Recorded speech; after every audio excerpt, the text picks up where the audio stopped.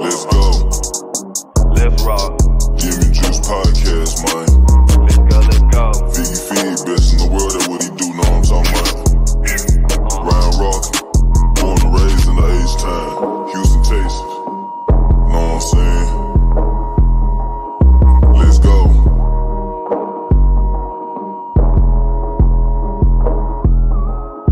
Let's go, in the jacuzzi, smoking threats, I got my feet up, cut them haters off, I told them beat it, I don't need you, spend 50 racks in cash, but it's all good, I got my visa, this rolling got them staring at me like the Mona Lisa, my ghetto, Nike, I beat it like a creature, she always like my sneakers, these Jordan 5 pink aces, let's go, I'm knocking them down back to back in the row, he really the one, But they already know. so all of my chains go put on the show. Giving up gins, sipping my juice. Counting the beans, addicted to ends. Need to back in on whatever I do.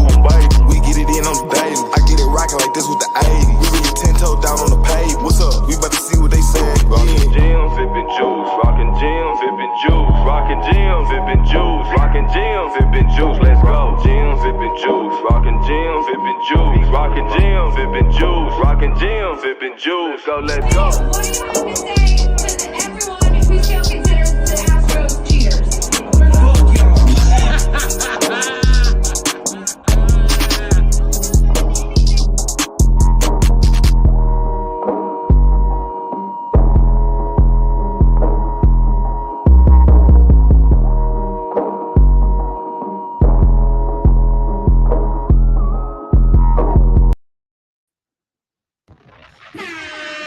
yeah.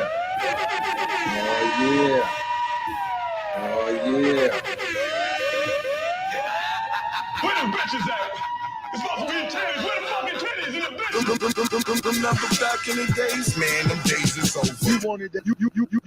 You wanted to hang at the park with the niggas. This look like money. This look like money, motherfucker. Money be green. Yeah, now, well, the thing about the old days, they the old days. Yeah. What's up, everybody? Welcome to a special Halloween edition. You can see the Halloween decor on the stream if you're watching it right now. This is already on there when we started. Yeah. But maybe it helps y'all get in the mood. Halloween edition of the Gems and Juice podcast. It is Halloween today. Yeah. Figgy, do you have any special Halloween memories? I did see you guys dressed up as the cast of Coming to America. You were Mr. Whack Arnold's John Amos. Yeah. And Reggie was Eddie Murphy in the Whack Arnold's uniform. And John Lopez was one of the dudes in the barbershop, the Jewish guy. Yeah. What was that, Arsenio in that? That was actually Eddie Murphy. Oh, yeah, that was Eddie Murphy in that part as the Jewish guy. Yeah, apparently his name was Saul. I didn't know that. So, yeah, those costumes were dope, man. I liked it. Appreciate it, man. Yeah, I kind of came up with that idea. I'm like, we should. I kind of threw it out there because I knew I was going to be somebody from Coming to America. I'm like, we should all do it as a show. It made perfect sense for Reggie to be, a king with him being Nigerian too. I feel like that kind of fit a little bit too. Lopez, the only option was going to be Louis Anderson, which was he probably was going to say hell no. The Jewish guy in the barbershop, or he probably could have came across as King Jaffe Joe. I don't think we was gonna let that happen. I was surprised because it was funny because I met with Laura Reynolds for lunch the other day, and she told me you guys did the dress up. And when I heard Coming to America, I was like, okay, somebody did the Prince, the King of the Zamunda, and all that stuff. But I like that y'all actually went left field with it. Y'all didn't go with the typical the king suit with the lion thing on and all that shit. Y'all actually went and did and went left field with it. So I like that. Yeah, these was like some characters that I'd never seen nobody dress as. A couple people told me like I'd never seen nobody dress as Mr. McDowell. I'm like, so I was planning on dressing as Randy Watson. Yeah. with chocolate. But they fucking man, they went up on the damn costume last week. They just went up. It skyrocketed. It was like $60, and then they skyrocketed up to like 125. I'm like, what the fuck? I'm like, nah, man, I ain't about to do this. They ain't about to get me price gouging on a. Wait, what was that for? For the Randy Watson costume. Oh, damn, that's crazy. It went from like 60 to like 125. I'm like, hell no. So I'm like, man, the only thing I think I could pull off is probably Mr. McDowell. And I kind of knew some of his lines in the show and all that. And it'd be a nice little tribute to John Amos. So I'm like, screw it. I'm like, I could get the McDowell's outfit, and then I just need a blazer, a blue blazer. And then I actually created the hair. So I had to get a little wig cap and then glue the hair on there. So I actually put some work into it. No, that's dope. That's dope. I don't know why I said Whack Arnold's. Whack Arnold's was that Chappelle Show skit. McDowell's was I got my McDonald's parodies mixed up. Yeah. McDowell's was Coming to America. Whack Arnold's was that Chappelle Show skit. Yeah, okay. But yeah, those some dope costumes, man. I think if you did a Randy Watson just makeshift costume would have been less than that. Just get a Jerry Curl wig and a cheap ass suit. That would have been less than actually getting that official Randy Watson. Yeah. What I really wanted to do was I really wanted to be the Reverend Brown. Oh yeah. With that suit and yeah, just kind of talk like him and all that stuff. But I'm like, I don't know how many people will really recognize that. Yeah. That kind of a deep cut. Yeah. Yeah. So I'm like, man, I'll just go as Mr. McDowell. Yeah, nah, that shit was dope. Y'all did it nicely, man. It was good setup. I like the costumes. Appreciate it, man. Hope y'all are out. There is some beautiful weather in Houston right now. It's actually kind of chilly and nice in the mornings. It was like a cloudless sky today, and just good vibes in general, man. Speaking of good vibes, sports wise in the city, I know my man Figgy done gave up on the Texans. He said that the season is over. He said they're cooked. You might as well look at the draft. Maybe they'll get the first, second, and third pick. Who knows? I for one, did not stop believing. Okay. I said, check the tape. I said, this team is. You got Journey over here. Don't stop believing. I'm a AI edit the last podcast, but put an AI, my voice AI in there, changing some of my takes. But hey, man, the Texans won. Did not think they pulled it off. They basically had an away game in their own stadium.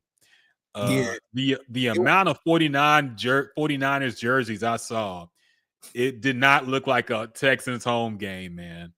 Yeah, it was bad, man. I was actually there, and you know how they do warm-ups and all that stuff, and the team go off in the tunnel. Man, it was a big roar. I'm like, well, what's going on? I'm like, oh, it's the 49er fans. And I think the part that really hurt was these motherfuckers was there early. They was in their seats early, man. So you know how you get in there early to kind of peep the scene. And I was like, let me take a picture. All the 49er fans was there early, man. I'm like, damn, that is crazy. They ain't waste no time getting in that stadium. Nah, man. See, when I see things like this, it kind of just reminds me that the soul of the city is just kind of gone now. I feel like we as Houstonians don't really have our identity anymore because we have so many transplants. We have so many people. We had first Katrina, we had a lot of New Orleans people come in. Then with the COVID stuff, we've had a lot of people from California come in. In general, I think Houston has been kind of known as the place to move to if you don't like the city you're in that's not in Texas. So I do kind of feel like we as a city have kind of just lost our identity as Houstonians. Now it's just a collection of people from across the country and across the world even Yeah. And you notice it's no more evident than now. Look, I know the Texans were bad. Nobody thought we'd win this game, but you would think, there are worse teams in the NFL that have more of their fans show up for for games like this than we did.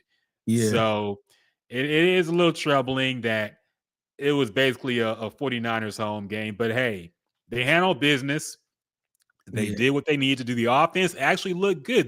This offense looked like the one that should have came off the bye, which is Yeah. crazy to me. They looked this good after a short week with the Monday game, Yeah. but it just confusing team, man. I'm glad they got the win. I'm not going to make excuses for it. We had somebody on the post game, I forget who it was, but he called in all upset about the win, and every call after him was shitting on that guy.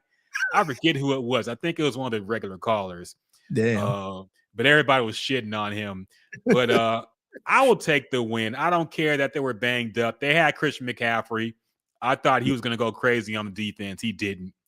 Yeah. Also, CJ was missing his best receivers. Christian Kirk and Nico Collins were gone. We were wondering who was going to do the scoring. Well, he spread it around. So, Yeah. look, I had nothing bad to say. It ain't over till it's over. Now they're not going to win a division. The Colts are 7-1 now, so that book is closed. But maybe they could get one wild card. Maybe if they win out and have a good streak. They got 2 more home games coming up in the next weeks. We'll see what happens. But Figgy, what was your general takes on the game, man? Yeah, I was surprised too that they came out this sharp because it's Kyle Shanahan, man. I thought he was gonna scheme up some shit and just look good with Mac Jones. Now, I'm not the one that tried to take away a win and all that shit either. But San Francisco, they had a lot of injuries too. But I think we at a point where we can't style point right now, man. This ain't a team that's in the mix, and we're trying to see how good they are, how good they really are. At this point, man, you just gotta win. You gotta beat whoever's in front of you. So, I can't sit here and style point a win. Whoever it is, I don't care who it is or how injured they are, they just got to beat some teams to at least get back in the conversation. But yeah, man, I hope outside of that Monday night game, it seemed like the offense is kind of clicking a little bit, man. So hopefully this is a thing where they kind of get to going. It seemed like the defense is there. Defense is the number one defense in the NFL. So if they just get the offense going, hell, maybe they could make a wild card, man. And kind of looking around the division, Jacksonville, they just put Travis Hunter on the IL or the IR. So yeah, I don't know how much their magic gonna last. I think they 4-3. So yeah, I think it's something there, man. If they win this game on Sunday, I think they definitely cooking a little bit. If they lose on Sunday, it's gonna be a little tricky because the trade deadline is right around the corner.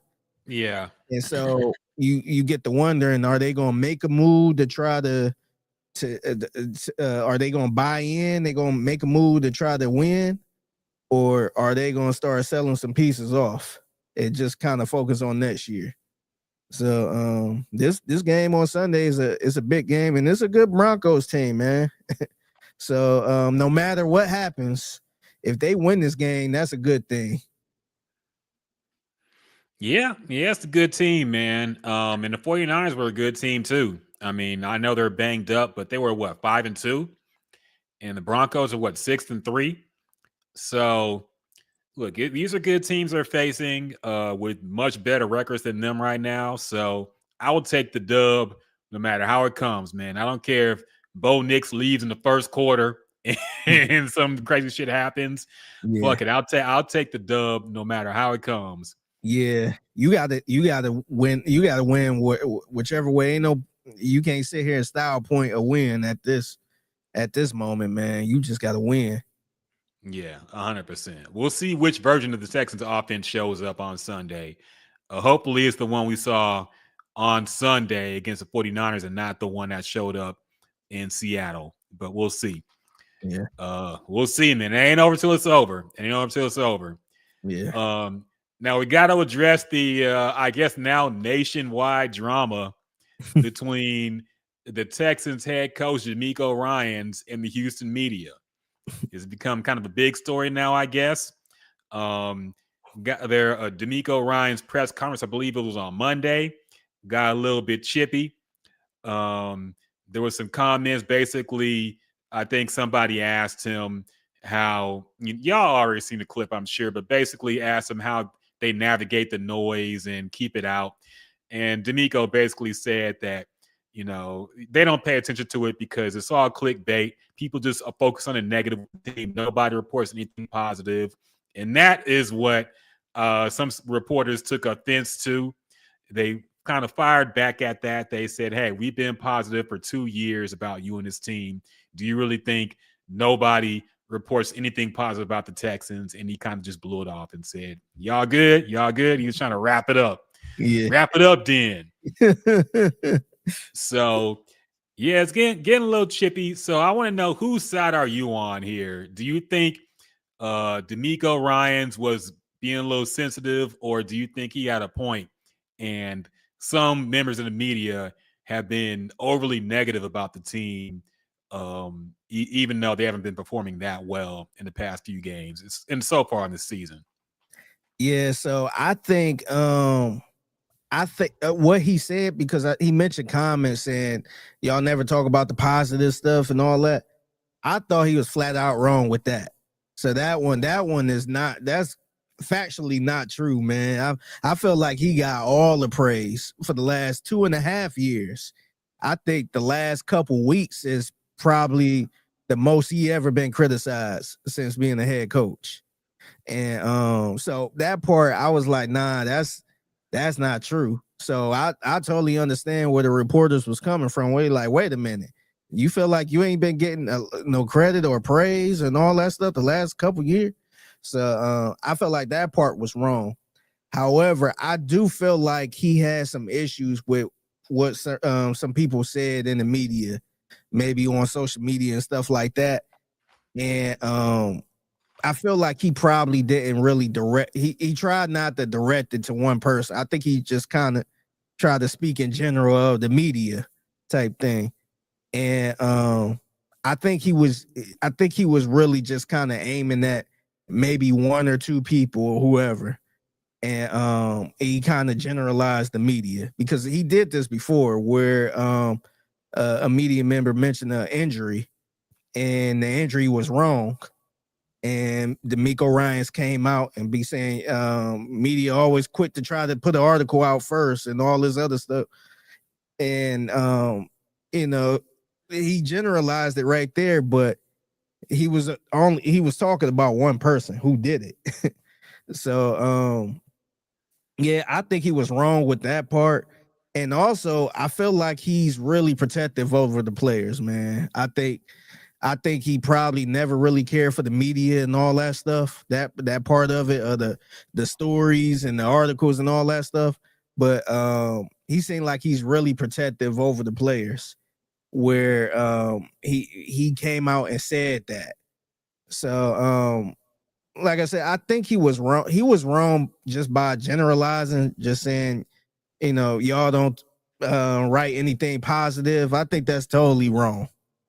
But I kind of figured at the time that it was something deeper than rap, where maybe he might be saying this in front, but he really talking about something that happened that we have no idea and that he have an issue with, but he just trying to be a little professional, because it would be unprofessional to call one person out right there and say, hey, that thing you said on Twitter, I think that wouldn't be a good look for the team or for him. But he had to generalize it a little bit to kind of try to protect his players a little bit and try to I guess keep the image.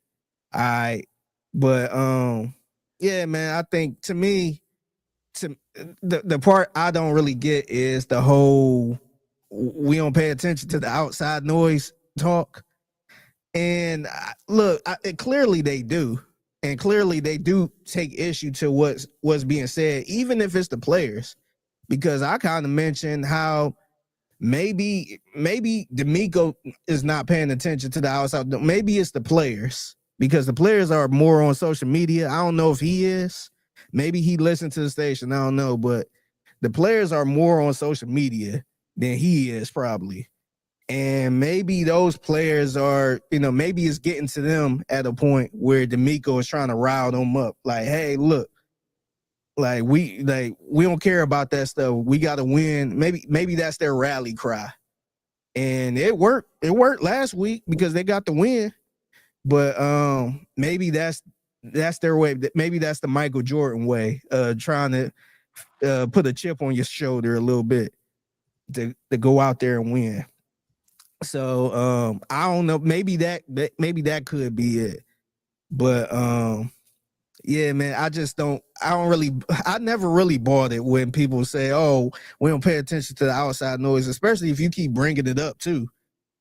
And I felt like it was a way, because somebody did ask him about the outside noise. He ain't just come out of nowhere and said, hey, let me talk about the outside. Somebody did ask him a question about it. Mm-hmm. But dog, you're an NFL head coach. You know how to dodge a bunch of questions, man. You've been dodging Joe Mixon questions for a long time. You could have easily said, yeah, we just kind of focus on the locker room and all that stuff. We understand people had jobs and all that, but we kind of just focus on what we got to do. He could have kept it simple, but I think he kind of made it worse by, calling out the media, pretty much saying these articles and all that stuff. So to me, that clearly showed that noise is getting to him a little bit, because if it wasn't, you wouldn't give a damn. Yeah, he obviously listens, and the players obviously listen. And I think the thing that really got to him this past week, and probably the players too, and here's the problem with the way they're kind of approaching some of these questions. And Nick Cassera does it too. That when people ask, what the fuck happened to the offense, and what were these play calls? What was the mentality behind letting certain offensive players run crazy on the defense and not press them? Nick and D'Amico kind of shifted that to, well, it was the execution. It wasn't us. It was the execution was just wrong. So the reporters will play this game of telephone. They will go to the players and say, hey, D'Amico said that it was an execution issue. You were actually supposed to press Jigba more. What happened here? And so, of course, the player's going to be like, no, I'm doing what I was asked to do. So that whole thing, I think, maybe created some little, I don't want to call it drama, but it could have been there was some talk about how the players didn't appreciate D'Amico putting the blame on them when they clearly had an issue with, and the players would go and put it back on the play calling. They would say, we did what we're supposed to do. So that was really the issue, I think, that made all this boil over. And so they just got to be more careful about how they answer those types of questions. But I understand after a loss, you get, you're just pissed about everything. I'm not really mad about D'Amico getting into it with the media. I mean, head coaches are supposed to hate the media in general. Head coaches should dislike the media. There's really no upside for them talking to the media, if you think about it. Man, it's some damn kids outside my house. Trick or treat. What? Oh, no. Do y'all give them candy? No, man. I ain't even got no My dog's over here going nuts. I'm like, what you doing? Why don't we give no candy out, man? Do y'all know do kids know how to trick or treat now? Like, if the light is on or is a pumpkin outside or some shit, then we ain't got none of that shit outside. I'm surprised kids still trick or treat. I thought that was kind of dead at this point. Like, what is it's better just go to a costume party or some kind of kids party and just have candy there. do kids really want to knock on strangers' door and get whatever the fuck? Yeah, That seems kind of silly, man. I always thought that trick or treating was over now. I'm surprised people still do it. yeah. I thought it was more the trunk or treat stuff. Yeah. And then I thought parents just didn't feel comfortable with them kids going around. But there's some kids in a costume and everything. I'm That's like, crazy. yeah, we ain't get that type of love last year. Do you remember there was some drama back in the 90s because apparently somebody put razor blades in some candy or some shit? Remember that? Yeah, I just thought that was a myth, man, where they be like, check your candy. Some people putting drugs in it. Yeah, they're drug candy. Let me look this up. I thought it was just like a hood myth. Just hey, watch the. I want to say this was a news story at some point. I vaguely remember it. Let's see what AI. Oh, poison candy myths on Wikipedia. Poison candy myths are mostly urban legends about malevolent strangers intentionally hiding poison, drugs, inedible items, or sharp objects such as razor blades in candy. The myths originated in the United States served as a modern cautionary tale to children and parents. So yeah, it looks like it was mainly fake stuff. I'm sure this happened like once or twice, but the way it's been talked about, people act like it was something that happened all the time. Damn. I'm spreading information, David. Nah, fuck that, man. I'm trying to debunk. Hey, that was real shit, man. I remember having to check my candy to make sure it wasn't open or a little punch hole or something like that. We had to check our candy all the time for that shit. Hell yeah, man. You never know. You just swallow. You might have your first ecstasy trip off some Twix bars, man. You never know. Yeah. The idea that you would lace candy with drugs is just funny, though. Who would waste drugs on kids, man? Like, razor blades is one thing. I guess if you're some sicko serial killer type dude, but who the fuck would lace candy with drugs and just waste the drugs? Yeah. That always seemed crazy to me. The poison, I get, maybe, like I said, if you're a sicko, but drugs, I never got that part. Yeah, David said drugs too expensive for kids. Good, yeah, you can't. Yeah, nah, that's crazy. But yeah, anywho, man, I know he's talking about the Houston Texans. Oh, so yeah, to wrap it up, basically, this is just stuff that happens during the NFL season. I didn't think that much of it. I just thought it was funny. I just think things like this are always funny, but I didn't think it was a big deal. I don't think it was an indictment on the D'Amico Ryans. I don't necessarily think the media is unfair to D'Amico. When things go bad, people report the bad. And look, they won last game, so I understand you want to clap back a little bit and say, hey, but it's just the NFL drama that we're used to. It's no big deal to me. And I actually what's funny is it's funny seeing people trying to pick sides. You got some of the hardcore fans like, yeah, D'Amico, yeah, tell him. Yeah, look at the media people crying because he's standing tall. And then you have the other side that's like, look at the Texans, so sensitive. And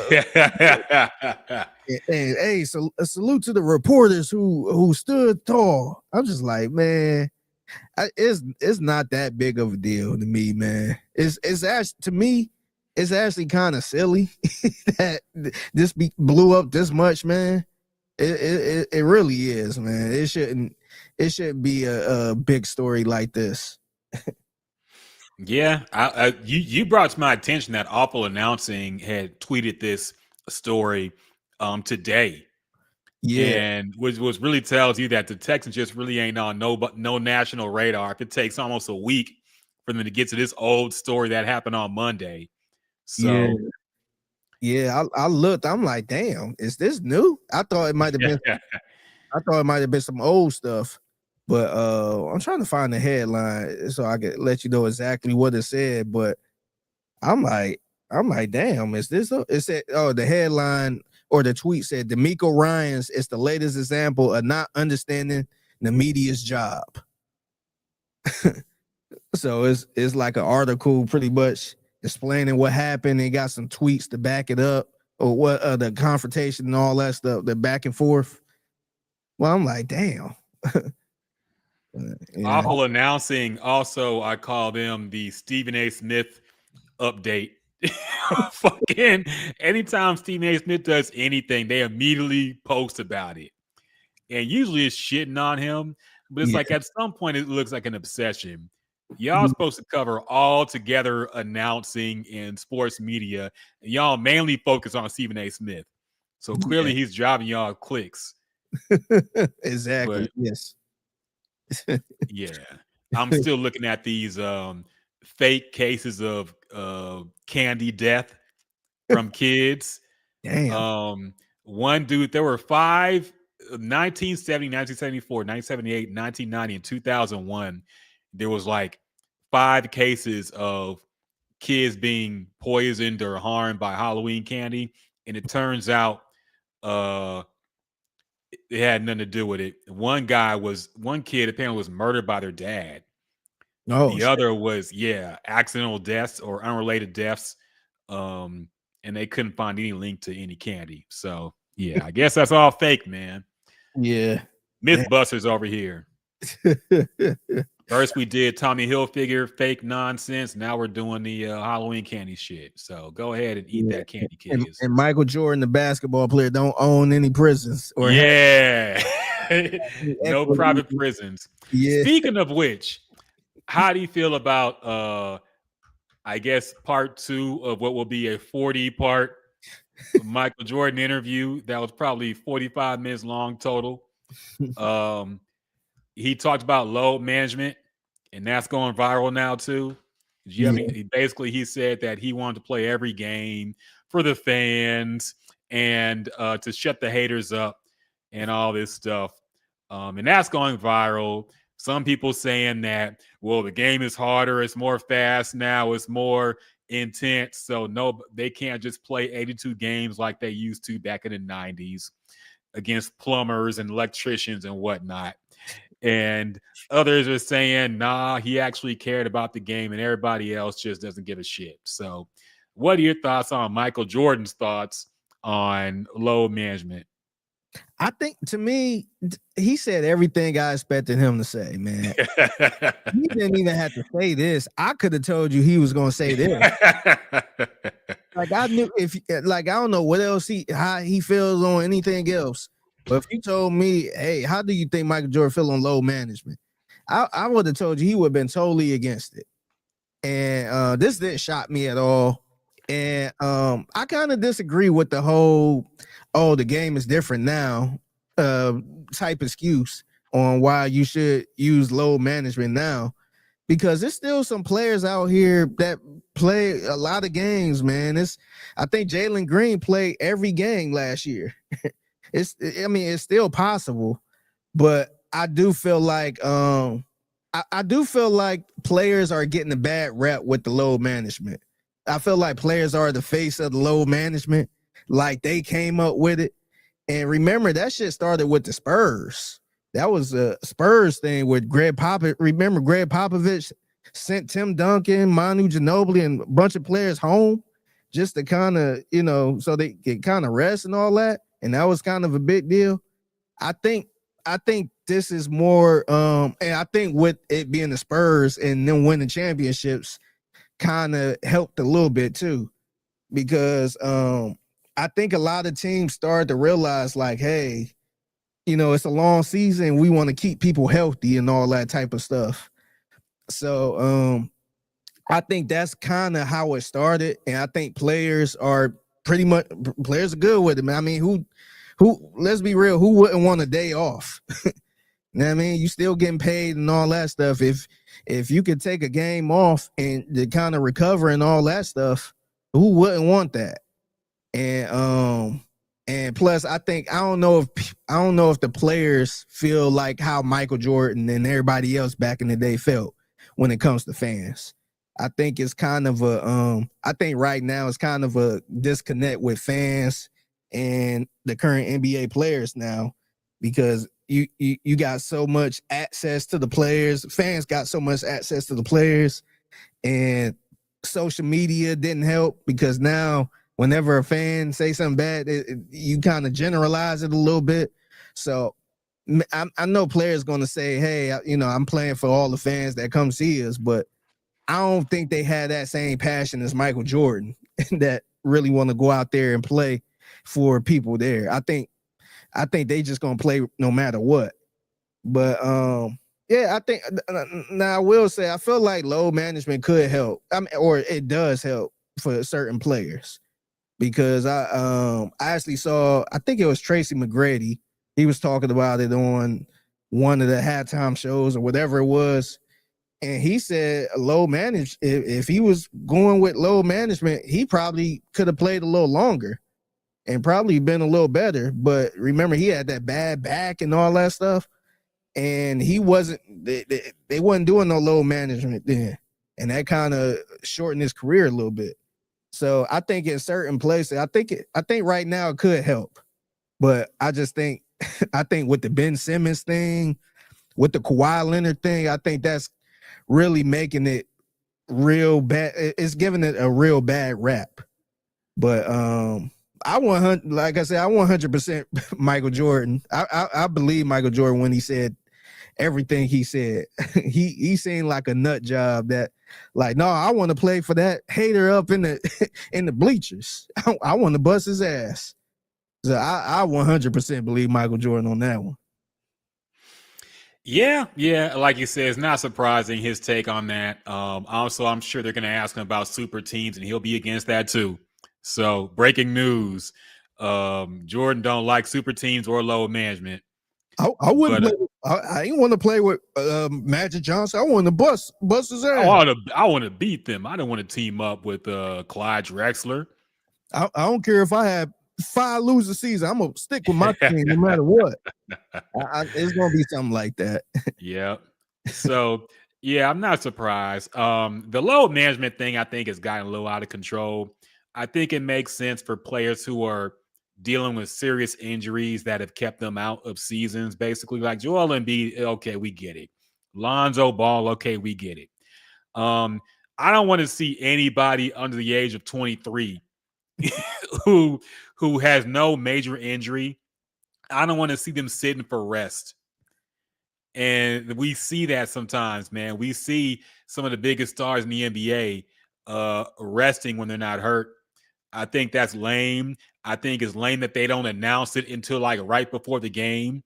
So you think you're going out to see fucking Steph Curry or LeBron or Anthony Edwards or anybody, and then you find out hours before the game they're not playing. You already done bought the tickets and shit, and you suddenly find out that they're not playing. So suddenly those tickets are a lot cheaper if you just waited. But yeah, I'm not a fan of that part. But in general, if somebody needs it, I don't really complain about it.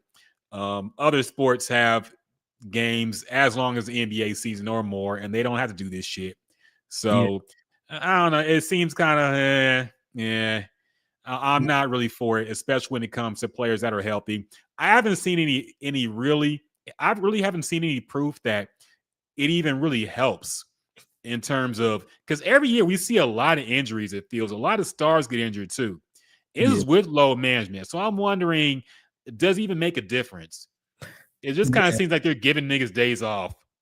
Yeah. The only time I seen it be really effective was with the Spurs.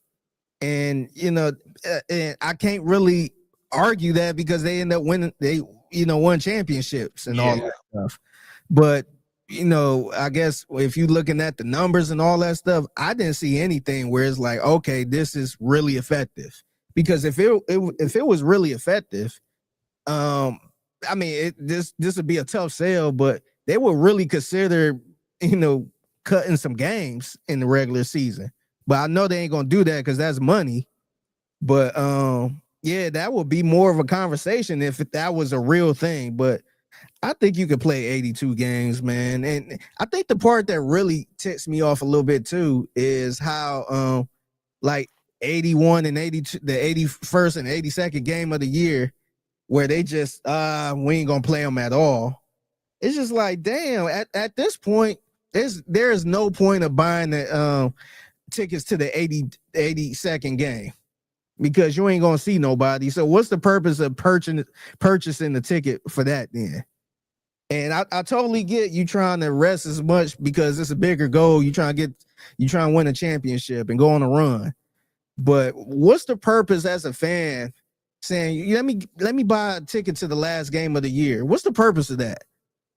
Like I would not spend. It'd be one thing if the tickets were so much cheaper, where you say, "Hey, fuck it, why not? Let's just go and get some beer and all that." But nah, it's the same price as other games, so ain't no point of buying that ticket. I do think sometimes they try to make that like a fan appreciation night, and they do have some special stuff going on. I don't know if the tickets are cheaper. I think the tickets are the same price, but I think they might have like cheaper concessions or some bullshit like that and some merch you can get. But yeah, in general, there's really no reason.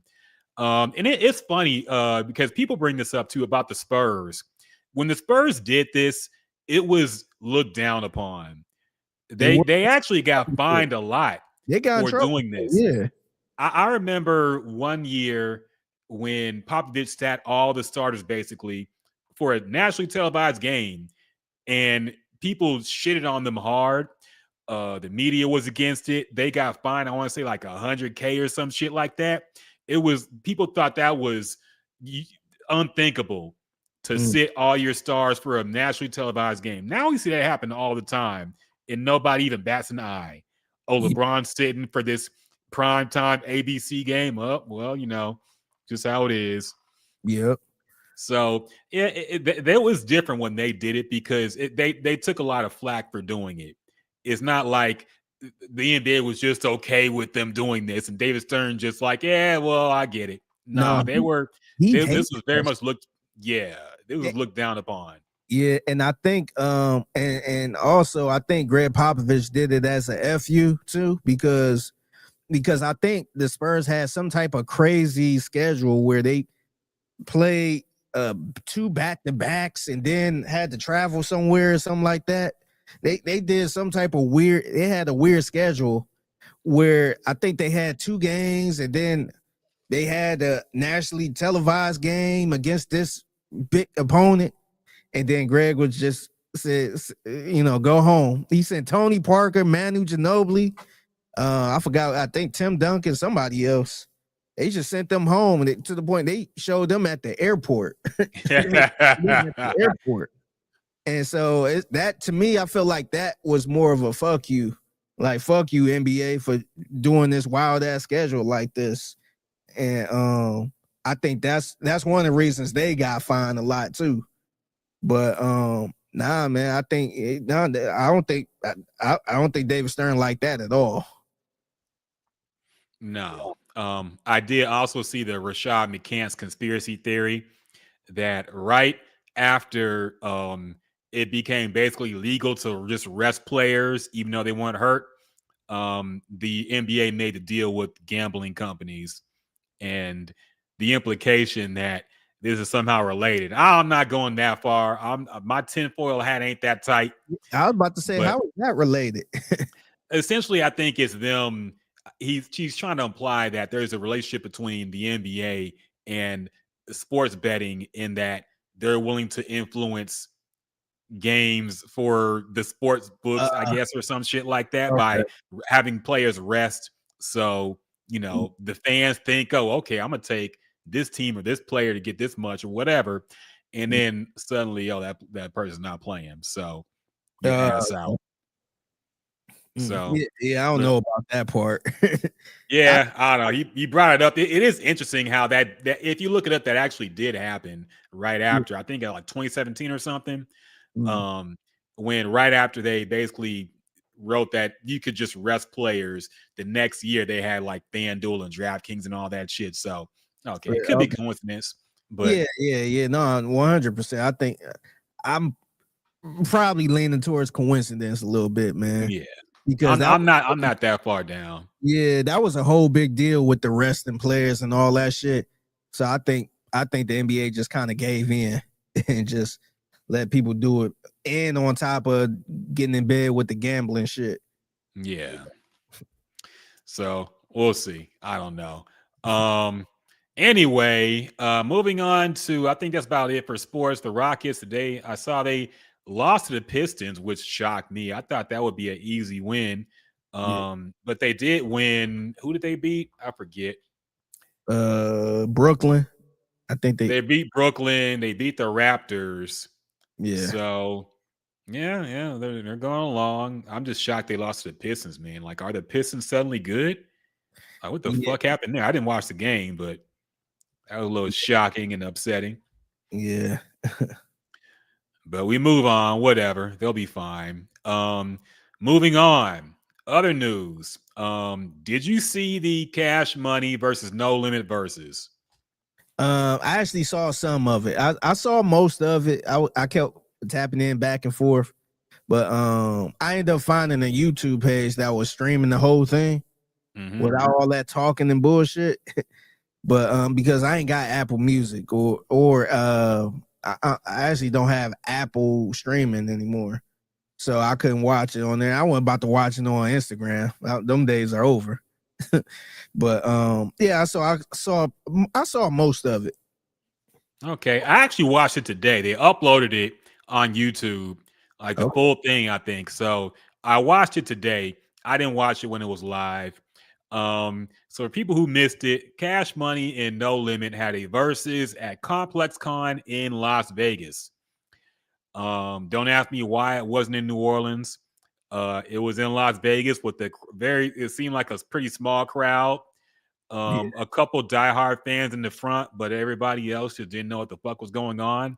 So it was a dead crowd. Several no names. People didn't show up. Lil Wayne did not show up.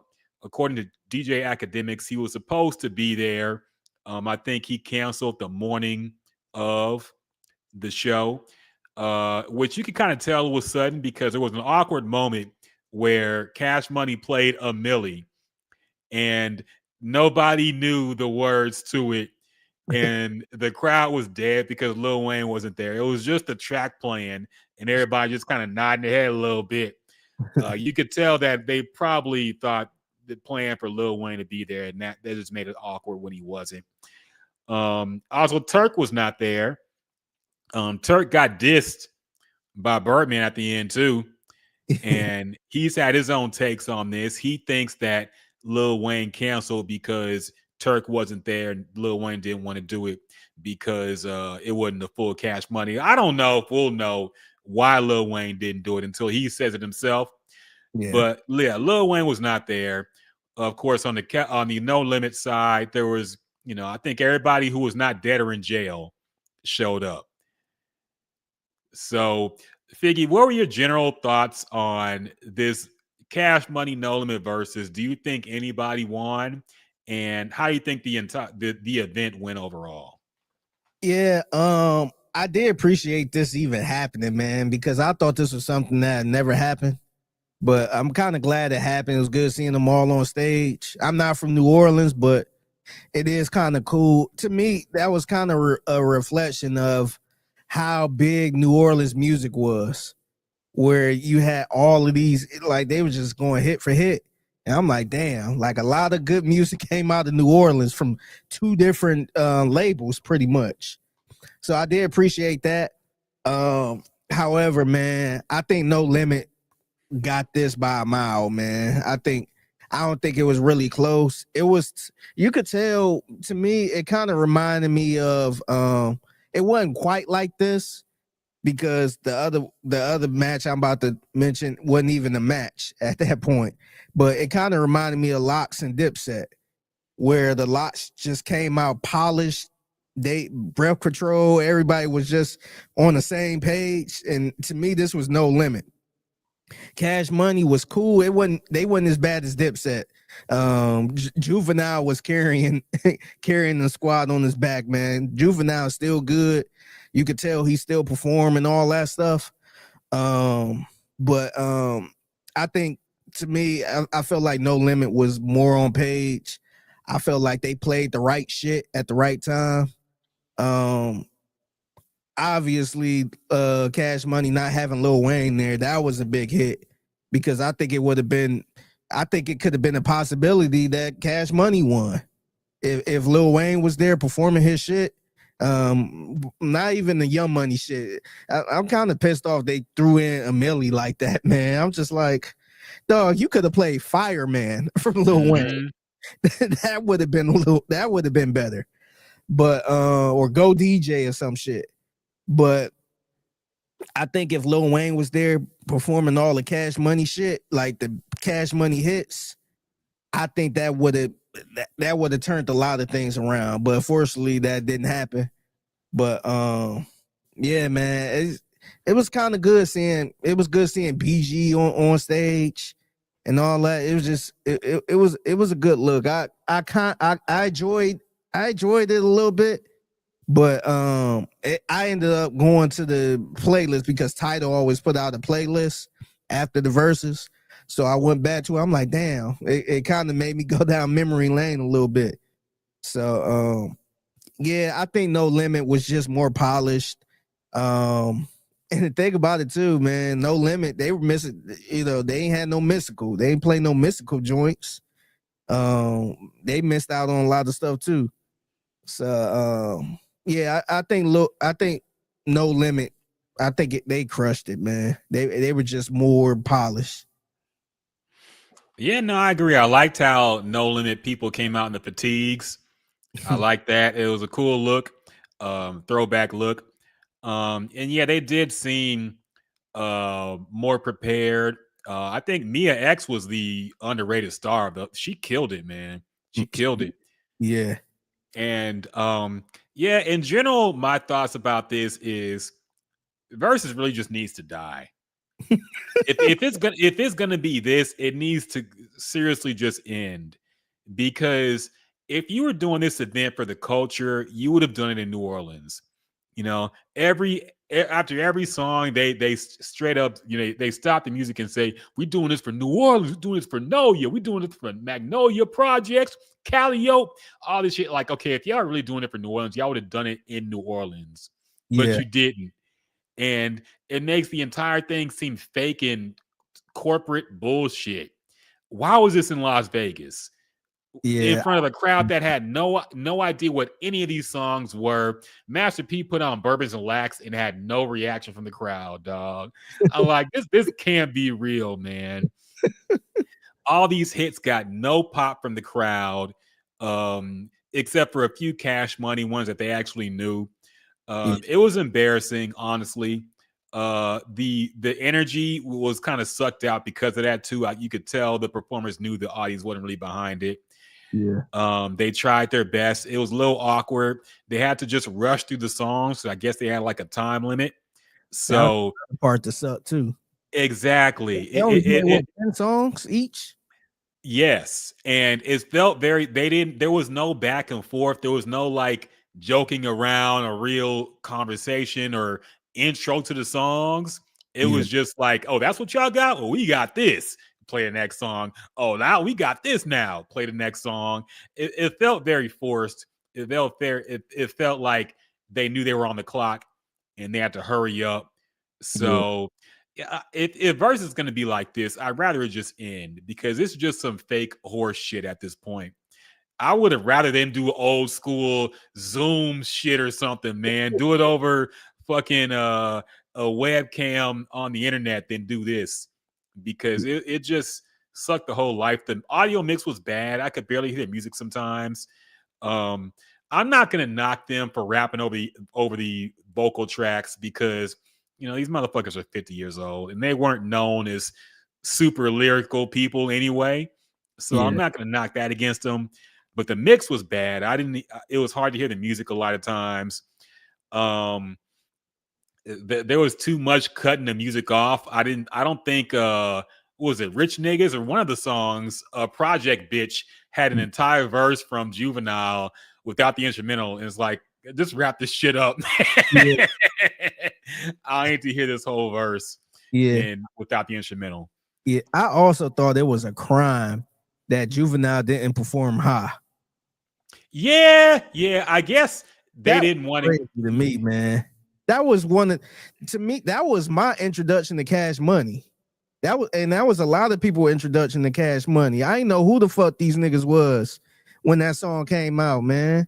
And that one kind of got, I don't want to say that got them on the map, but it nationally it kind of did that and Back That Ass Up. Yeah, I'm like, to me, because I originally, backstory, I didn't like that song at all when it first came out. I just didn't understand. I'm like, what the fuck is this? Like, that dude not even rapping on beat. He just talking. I ain't really understanding. Now it's one of my favorite songs. But how did you not perform that song at all, man? That's crazy. Yeah, they could have taken a Millie out and put Ha in there. I don't know why they did. I guess maybe it was too late to change that. But they definitely, if they knew Lil Wayne was going to be there, they should have did some kind of last minute audible and put Ha instead of a Millie, because that was just an awkward ass moment that kind of killed the whole vibe of the whole show. Yeah. So they definitely shouldn't. I like the fact that he opened up with 400 Degrees though.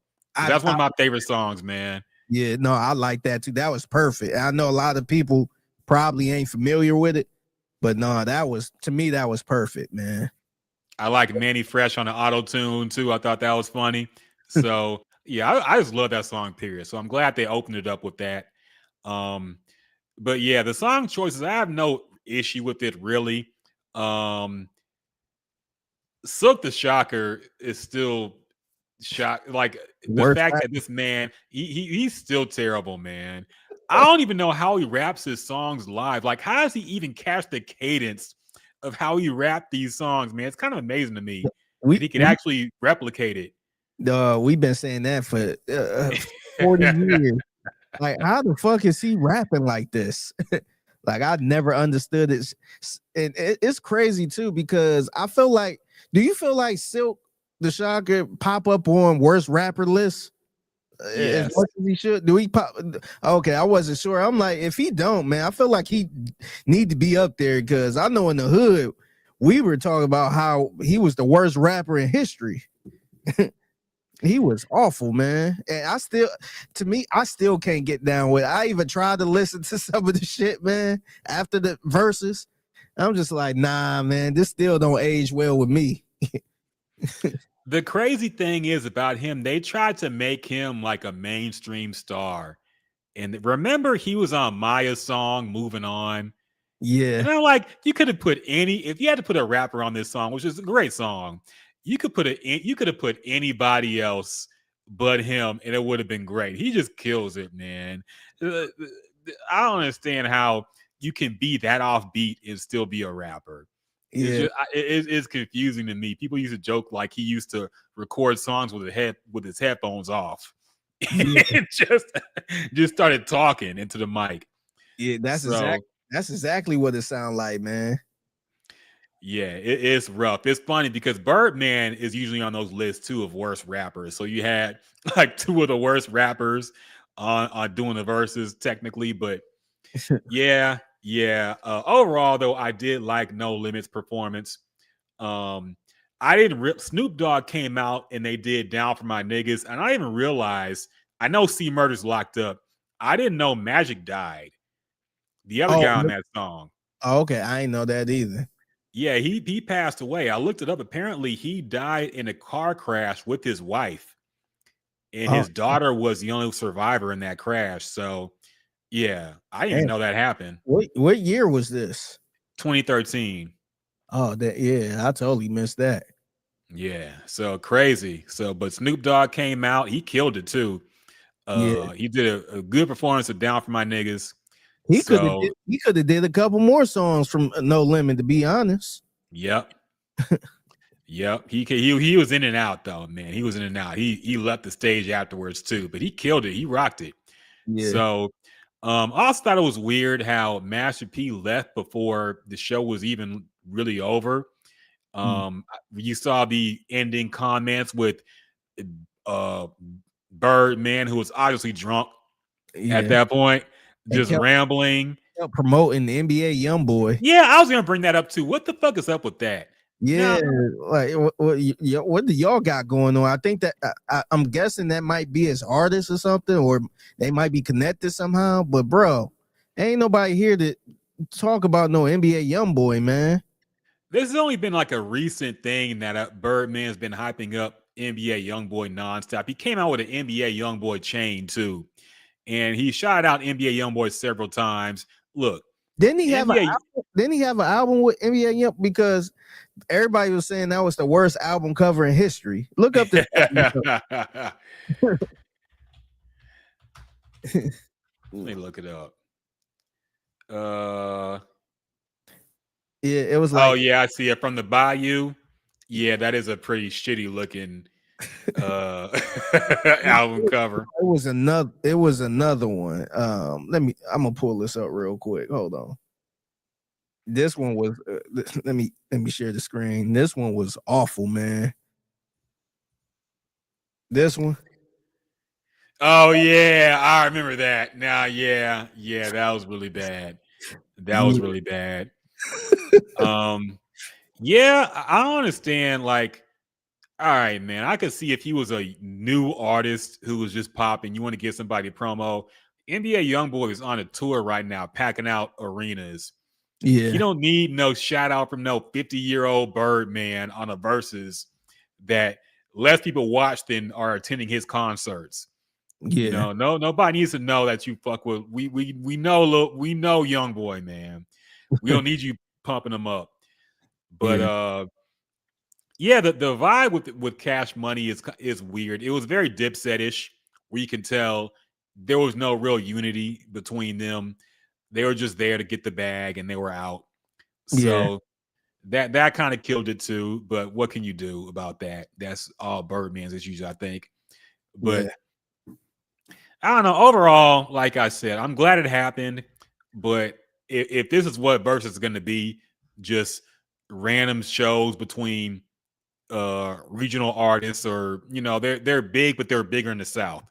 You're going to have it in Las Vegas or California or some shit with a bunch of people who don't know the music.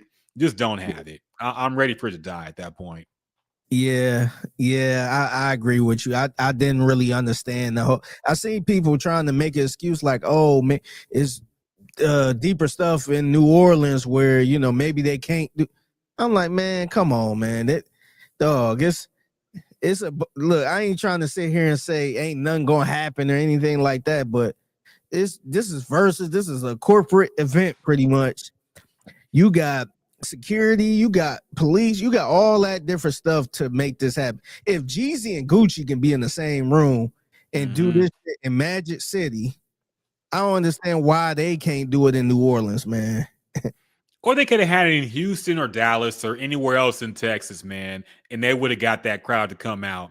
But Las Vegas, nobody's gonna come on a fucking random weekend in Las Vegas and represent New Orleans music. So yeah, it was cool for what it was, but I don't see anymore. If this is what Versus is, it used to be a celebration of the culture. Now it's just some corporate bullshit, kind of like hip hop. Like hip hop, Speaking of which, we got to talk about the state of hip hop now. So there's been a lot of talk about the decline and fall of hip hop and rap as far as popular music goes.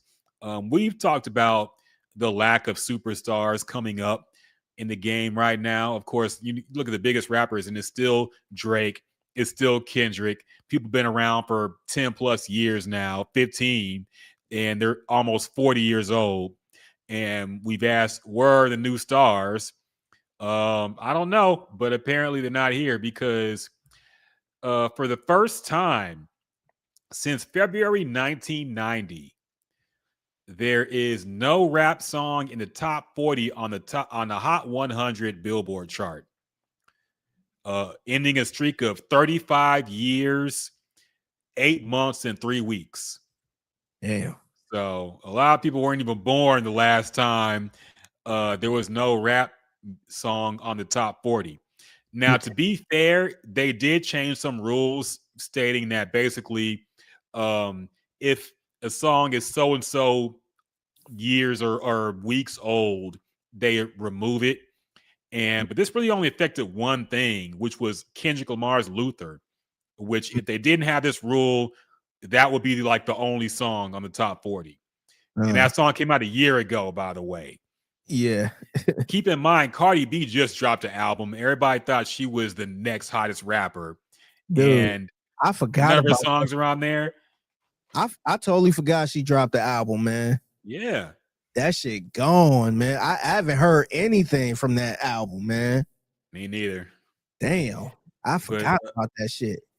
She had big first week sales too. Yeah. Hey, I thought it sounded good. It wasn't like it was an awful album or anything. It was some stuff on there. I thought it was a good album. But I totally forgot. I just never went back to it. I haven't heard it in the air. Usually you hear shit in the air without a radio around and everything. I haven't heard anything from that. Not me neither. It feels like there's been no hit single, even though there are songs that I thought would be big singles on that album. Nothing has really emerged. Of course, and she is pregnant too, so she probably can't promote it the way the label probably wants her to promote the album. Yeah. But yeah, so this has sparked a lot of debate on social media, of course, about the state of hip hop. How is it going back underground? Is it already back underground? Do we just need Drake to save us, or is the problem deeper than that? So, Biggie, what are your takes on this? And Jerome, what do you think about there not being any hip hop songs on the top 40 this week? To be honest with you, I'm not really all that mad that there's no hip hop songs on the top 100 or top 40 list, because I felt like all the hip hop songs that were on there, we didn't really look at it as like, oh yeah, that's a proud moment to have this on song. It's usually like a Drake song that we probably don't really care for, a little more poppy, little bubblegum type hip hop type stuff. So I can't remember the last time I seen a hip hop song on a chart like that and was like, yeah, let's go. It seemed like some of our favorite songs are never on the chart anyway. So I just think that part of it just lost a lot of, I guess, a lot of I'm trying to think the right word to say. It just kind of lost a lot of cred, or at least for me, because I feel like the only time we bring that type of stuff up is when we arguing for Drake or for Kendrick and say, well, he got this song in the top, or this is his 22nd number one pit or song and all that. I feel like that's the only time we even bring this type of stuff up. But looking at this list and all that, you would think, man, hip hop is in a bad place. But I felt like we got some good albums. I feel like within the last year, I felt like we had some good music that came out. But to like what you said, maybe it is a little more underground. Maybe it's not really as commercial. Because like I said, I talked about it last week, man. I still been listening to that Mobb Deep album. And yeah, I think it's more stuff out like that, but maybe just the whole pop thing or the Billboard thing, maybe nobody's really making that type of stuff, or even maybe it was only Kendrick and Drake that was making the Billboard hits type stuff. Maybe that was the machine behind both of them, just pumping that out, and nobody else, I guess, really getting on there. But I'm not really upset about that, or I would say this, I'm not really worried seeing this. I'm not like, oh man, there ain't no good songs out there. There's a lot of good songs out there. I just feel like the bubblegum type stuff that were always put out on these charts, I feel like that one kind of took a back seat a little bit. Maybe because, Drake is going through his thing. Kendrick, he probably back at home chilling with his family. and staying away from a studio now. I don't know if he's still touring or not, but maybe that's the reason all of that stuff is over, because who else is on their level pretty much where you could say, oh, if this person drop, it's gonna pop up on the charts and stay there. I don't know if it's anybody else like that. Maybe a J. Cole. And that one, I think that might be a little bit of a stretch. But to me, this don't really bother me at all, because I feel like you do gotta kind of dig for the music. You gotta look out, kind of look on your own for music and good hip hop, and you'll find it there. You just won't see it on the charts. Yeah.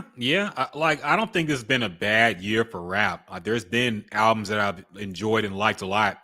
But I think it is, and look, part of me is kind of happy that I kind of want rap to go back underground, because I want to get all the people that were in it to get a quick buck. I want them out. I want everybody let's see who's really about rap now that the labels might not support you anymore. That now that it's not the popular music for people to just consume, and they want to go a different direction. Let's see who really loves rap at this point. All right. And let's see who switches up to R&B or pop music type shit. We'll know who's really down for the culture. But in general, I'm not really mad. I do think it speaks to a lot of this new generation that we just don't have anybody unique coming out, it feels. When I look at the newer rappers, the ones that I've heard, a lot of them feel like the same type of dude. You know, either they're the Young Thug clone, they're the Gunna clone, they're the Playboi Carti clone. They're one of those. You know, everybody raps the same now. They talk about the same shit. And when I think of when I was young and all the young rappers that came out around like 2000 and 2003, you had Eminem, you had Nelly, you had Jay-Z and Nas still doing it. You had Cameron and Dipset, and you had 50 Cent. You know, rappers who sounded very different, but were still making mega hits. From the South, you could put South, DMX. Yeah, DMX was a big one too.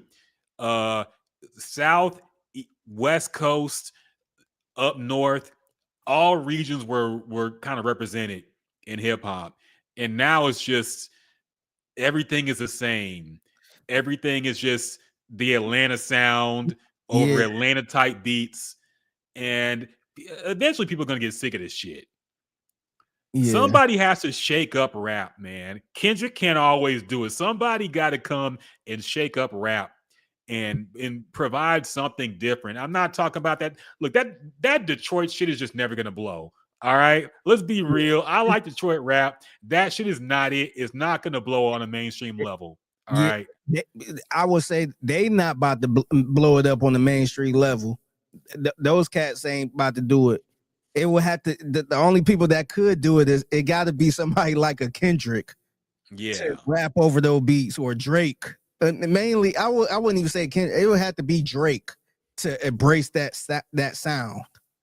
And still, man, like to your point, man, when you mentioned all the different regions, all of those regions sound totally different. Now you can't tell where anybody is from. Sometimes you could be sitting there and be like, "Oh, this is dope. This sounds like, this got to be from Houston. Oh no, you from New York." I'm like, what? Or you might hear somebody that's rapping like he from Atlanta, rapping like Migos. You're like, oh, he from LA. Like what? It just seemed like it's totally like you can't tell where people are from now. But back then you could tell where everyone is from. Even you mentioned the 2000s, you had the heavy hitters, of course. Then you had people like Outkast who bring a different type of sound. And then I guess close around that time, that's when you start getting into the crunk era a little bit. And that was a different type of sound. So you just had all type of sounds. And I think I'm kind of reminiscing now. But the best part was when that crunk era was going and you had Lil Jon running around. It was cool to hear Jadakiss jump on with Lil Jon and get the New York style. And then you hear Nas jumping on with Lil Jon. And then you hear Juvenile jumping on with Drag On and Swiss Beats. Yeah. Like that shit made it so unique. Now everybody sound the fucking same, man. And it's kind of sad. No, it really is, man. Yeah, like you said, you think about the music we grew up with is just not represented. The regions are no longer around anymore. I don't know how I feel about that. It's just I'm sure the kids love the music. You know, a lot of people still doing it. You know, packed out shows, but it is unfortunate that we just lost any kind of regional, I guess, uniqueness in music. Now everything sounds the same. Everybody uses the same producers, so it really does just sound the same. And yeah, it's just we need something to shake up the scene. We need something bad. We need somebody got to spark. I'm not saying we got to go lyrical miracle type shit, but somebody has to do something that shakes up the game and inspires people to be more unique or be more themselves. So I think everybody just is the same dude now, and it just makes for boring music. It makes for boring. Like the people we thought were going to be stars did not end up being the stars we thought they'd be. Like Lil Baby. What happened to Lil Baby? Yeah, niggas were talking like Lil Baby was the next Tupac. What happened to Lil Baby? No, he drops and nobody cares. Gunna, after he split with Young Thug, ain't been the same. Young Thug done fell the fuck way off since prison. Another thing that confuses me: are rap groups just dead now? Are the Migos the last rap group we're gonna get that's big? I don't know. Of all the new rappers, I don't know of any new rap groups. I know Homicide Gang. I think they're with Cardi's label. No. Yeah. Like besides them, like I don't know anybody, any rap group that's coming up. I guess that's just dead now too. No more groups. Yeah, I don't see it, man. I think it seemed like maybe I could be off, but it seemed like a lot of people going into not going, but kind of in that ride wave type of style, where it's a lot of kind of emo, singy type stuff. Where maybe it's the old man in me, but as soon as I hear that shit, I'm like, nope. Yeah. Soon as I hear some crying in the beginning of the track and some auto-tune, I'm like, nope. And it seemed like a lot of people was kind of in that space a little bit. But I just don't get it. I feel like the last person that really kind of, I don't want to say brought a spark to hip hop, because this is more, I don't want to call it local, but somewhat local, but Club God, man, Beat King. Yeah. I felt like he kind of created something for clubs. He had a club lane where he would make these type of anthems where you'd be like, damn, who is this? And I was just like, damn, maybe that's something people need for clubs, because I feel like it's the same type of shit in the club, man, like Migos type style. But he was actually, I felt like he was bringing those strip club anthems back, man. It wasn't no regular Future shit. It was some strip club anthems where you be like, damn, okay. But obviously he passed away. But I don't know, man. I feel like a lot of people are lost. A lot of people, a lot of artists really don't know what the people want. It seems like they kind of stuck in a way where they trying to do what's hot right now and not just being creative and just doing what they want to do. Yeah. I think, I don't know, we got to go back to the old days. Maybe rap just got to go back underground.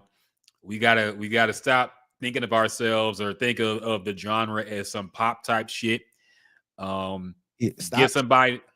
I was gonna say, stop chasing these TikTok hits, man. Yep, that's the big one too. Everybody trying to make a TikTok fucking anthem. Stop that.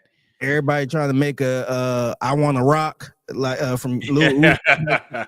Everybody trying to make something like that. Where I'm like, man, just get in there and be creative, man. Just put it out there. Lil Uzi is another one I thought would be way bigger at this point than he ended up being.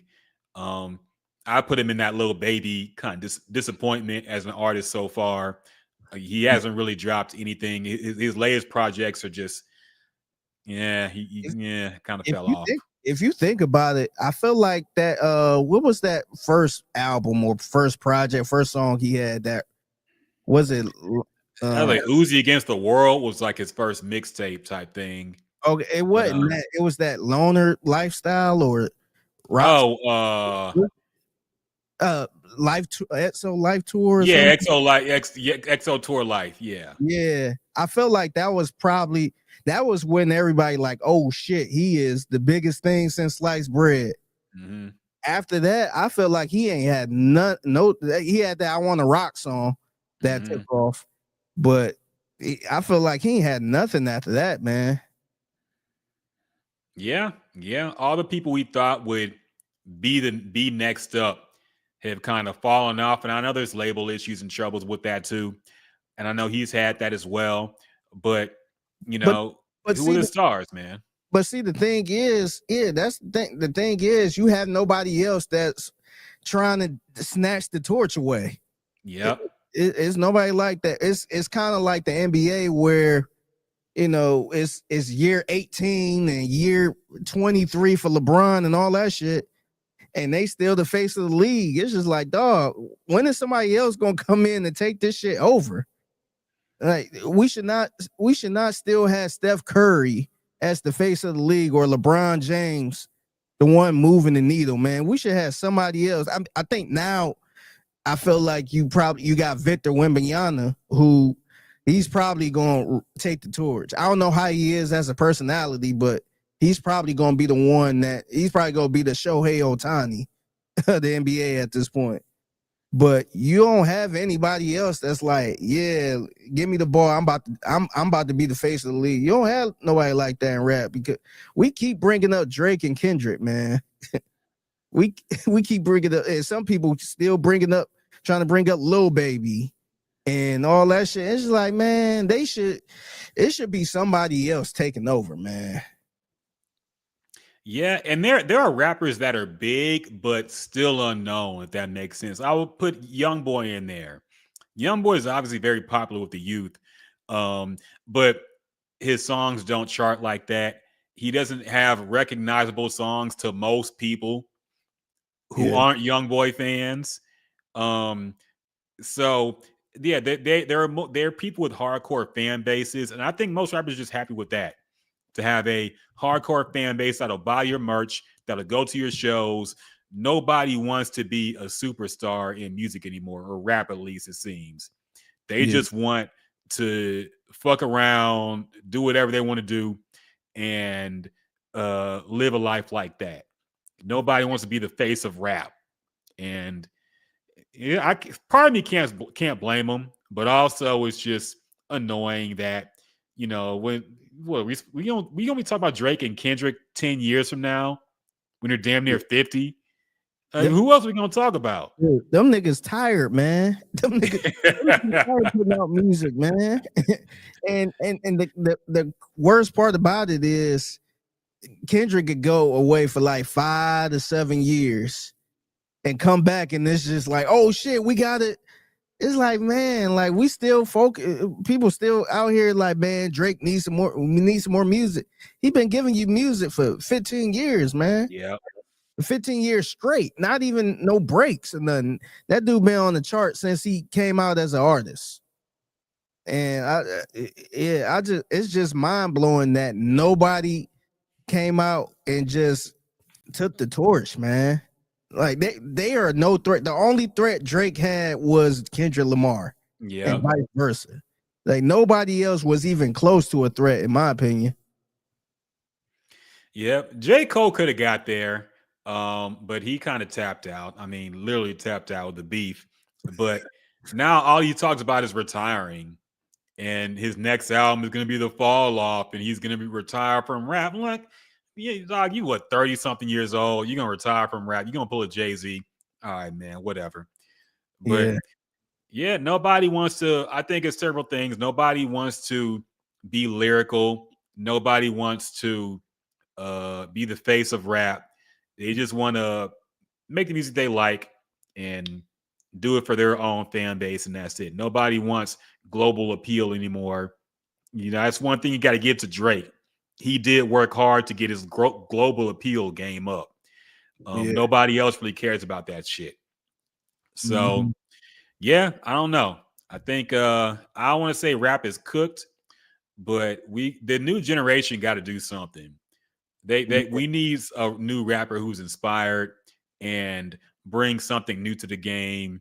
And isn't just a clone of, Young Thug or Cardi or insert Detroit rapper number 3942.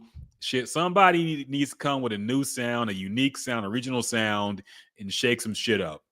But I'm not confident we'll get one anytime soon. Yeah, I agree, man. I don't see it, man. I know people. I know she a female, and it's kind of tough putting a female up, carrying hip hop overall, because that was never really done.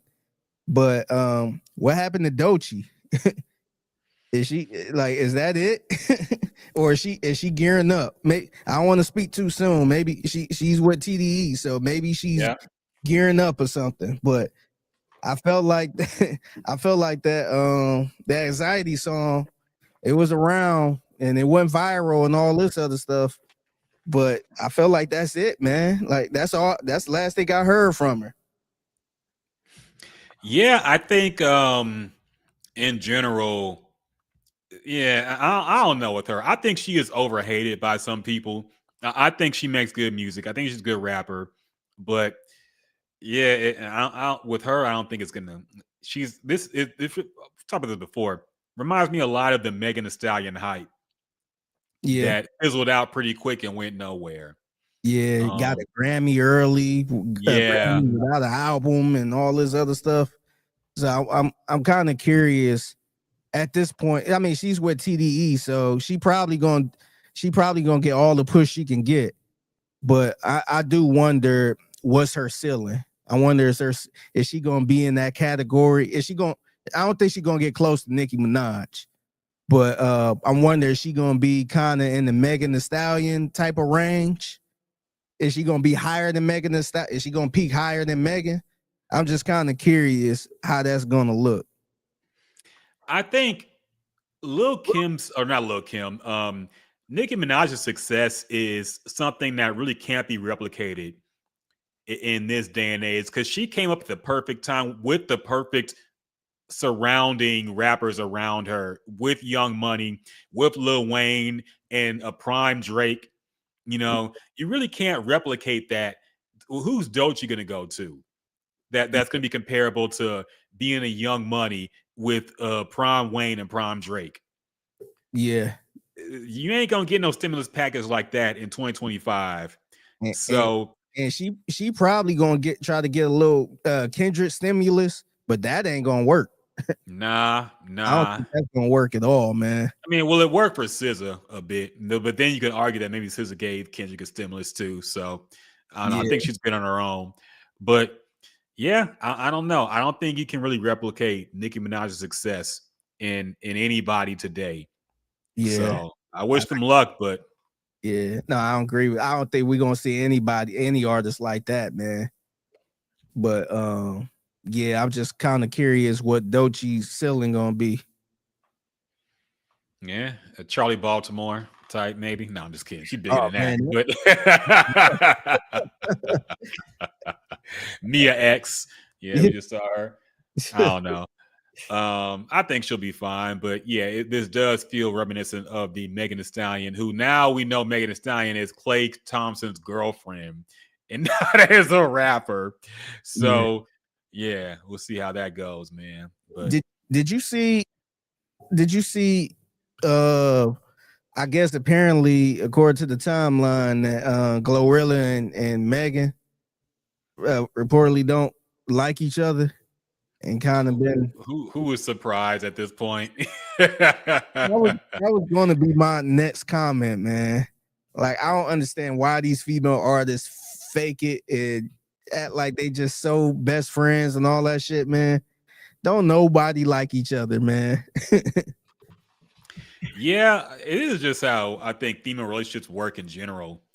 You see them together, you swear they best friends, and you like, you and your wife or your girlfriend, whoever, you see her with one of her girlfriends, and they look, they're having the best time ever, and then a couple of days later, you hear, "Oh, she's a fucking two-faced bitch. She did this and this and this." I'm like, wait a minute. I thought y'all were cool.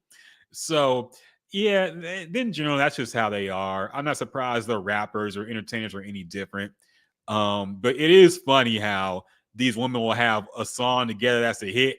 Then a couple months later, they hate each other. We saw it with Megan and Nicki. We saw it with basically everybody that Megan has done a song with at this point, I think. Cardi B, of course. Yeah, we've seen it a lot. So I'm not surprised. It's so funny too, because it's like, man, they got some hits together, and now you can't even fucking perform these hits now because you don't like the person. Yep.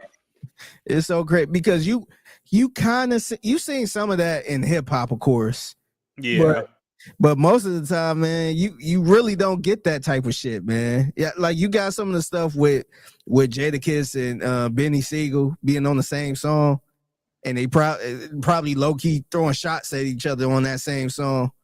But when you hear that type of shit, then it's like, oh, they sitting here dissing each other. Like, well, it was only a couple times you got that, but man, with these female artists, man, you could go through you could probably make a playlist of songs that they got with each other, but not cool anymore. It's just like, damn. Yeah, no, that is a serious problem too. I think I don't even think it's the fans that pit them against each other. It really is them. I don't think anybody was pitting Glorilla against Megan Thee Stallion before this beef popped off. So yeah, that's a cop out. Yeah, that's to me, I feel like that's kind of a cop out. But look, man, like if fans was sitting here saying, hey, talking shit to me, saying, oh, Rocket said this, like I'm not, if I respond and make a diss at you, I really didn't care for you from the beginning there. Like whatever I see on, I'm about to go full blown D'Amico. Well, I ain't paying attention to the outside noise. Like I know what the situation is. So, like if you letting fans rile you up and making and they making you diss some girl you were supposed to be cool with, you wasn't really cool from the beginning, or you felt some type of way from the beginning. I remember Cardi B tried to play that card in the beginning of the Nicki Minaj beef. She tried to act like it was all fans, fault that this happened, and that's them just putting two women against each other because they don't want to see two women succeed in the game.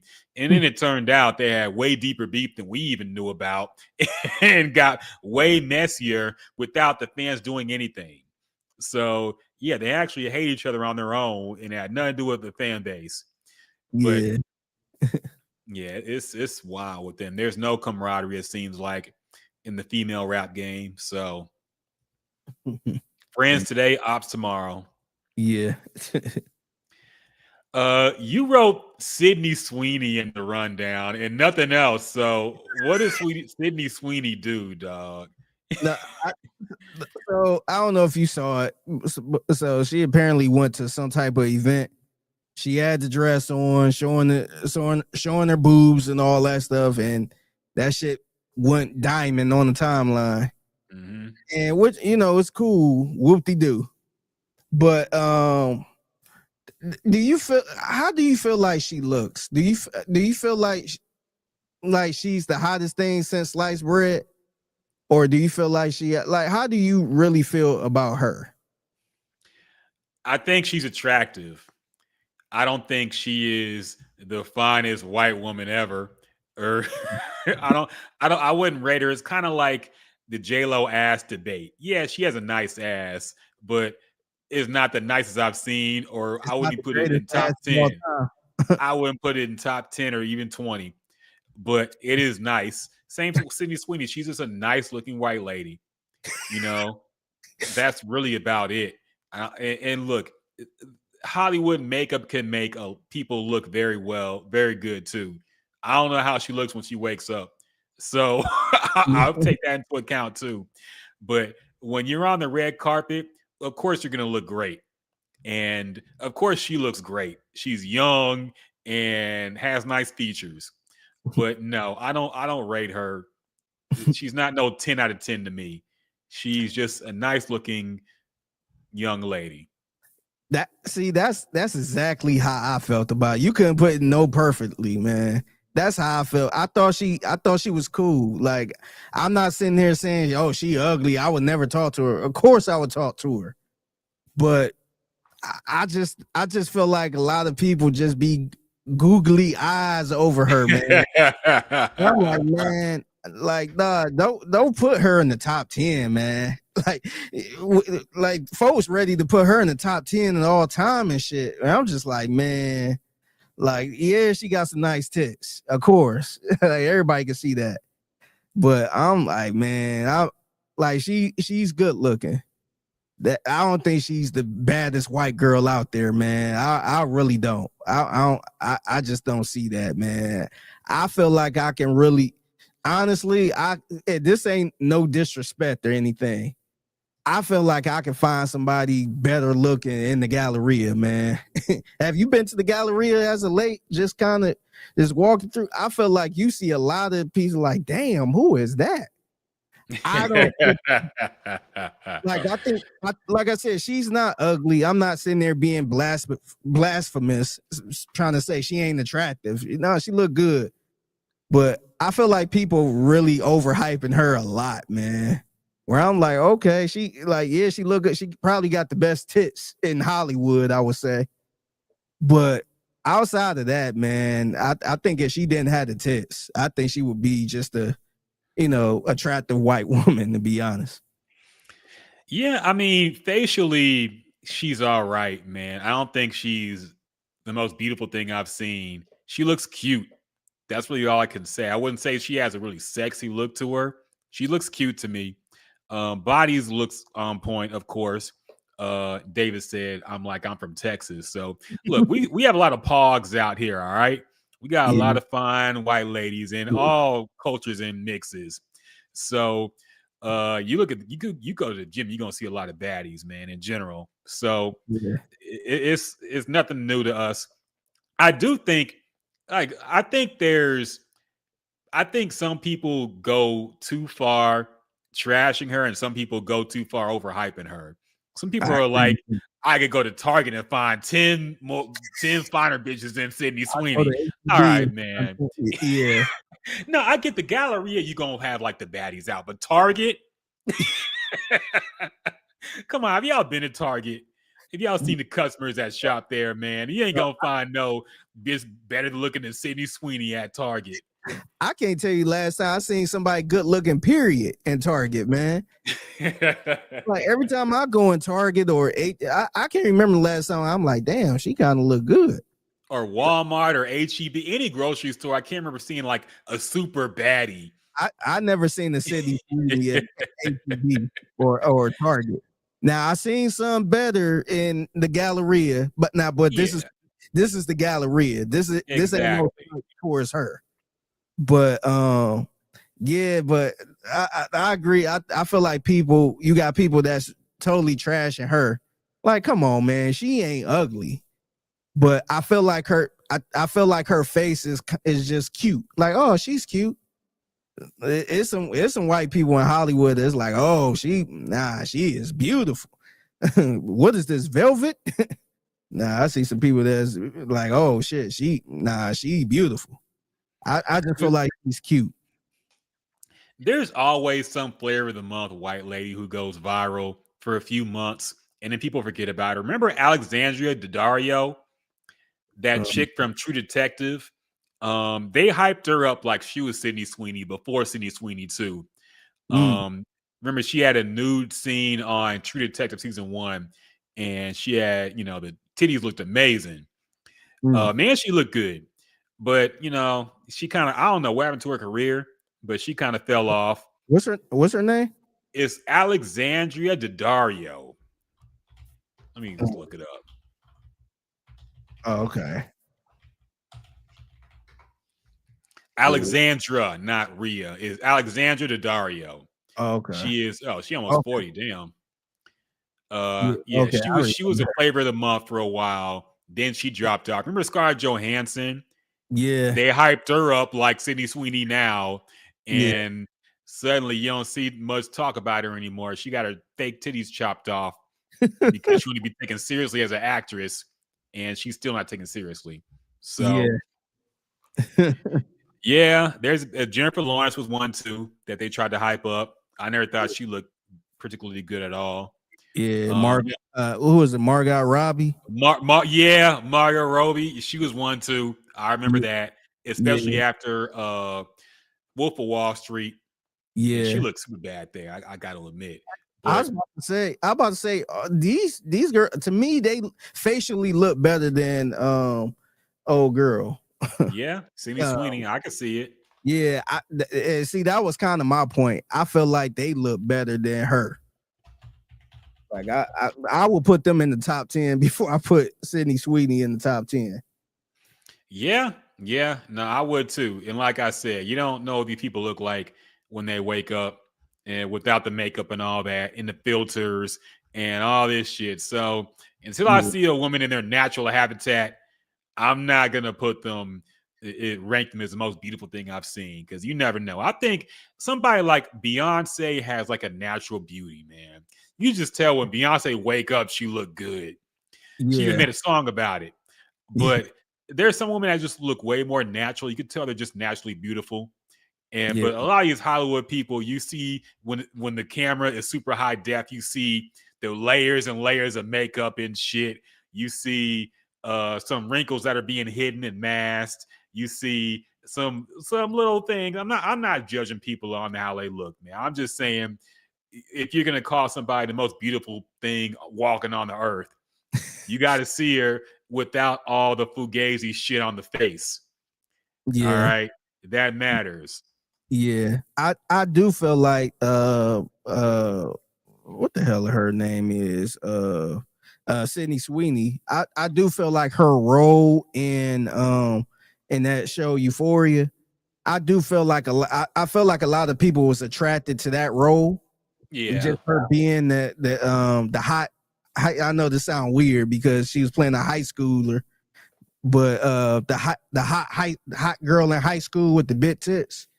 I feel like that role was a little more attractive than her in real life to me. Just being that role, because I tell people this all the time, how Sarah Jessica Parker, who played Carrie Bradshaw in Sex and the City.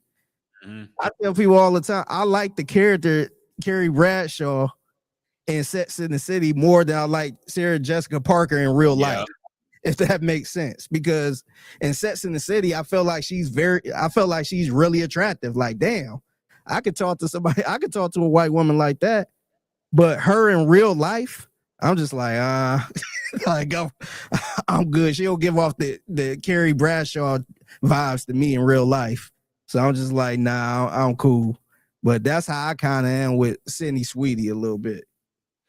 Yeah, the white actors don't seem to really become their role, even after they become super famous. I think a lot of black actors do actually start acting like their characters. Denzel is the prime example of somebody who just started acting like Denzel characters after a while.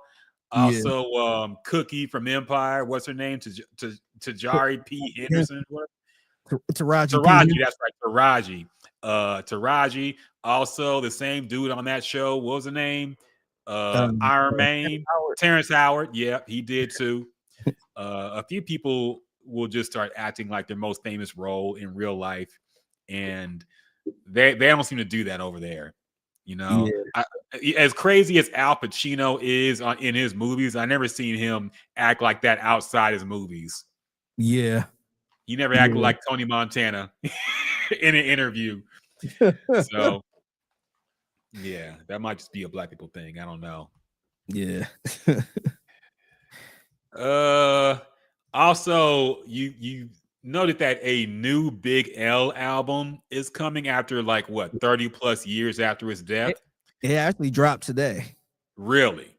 Yeah. Did you listen to it? I did. I got through some of it, man. To me, this one sounded like what you thought Mobb Deep was gonna sound like, man.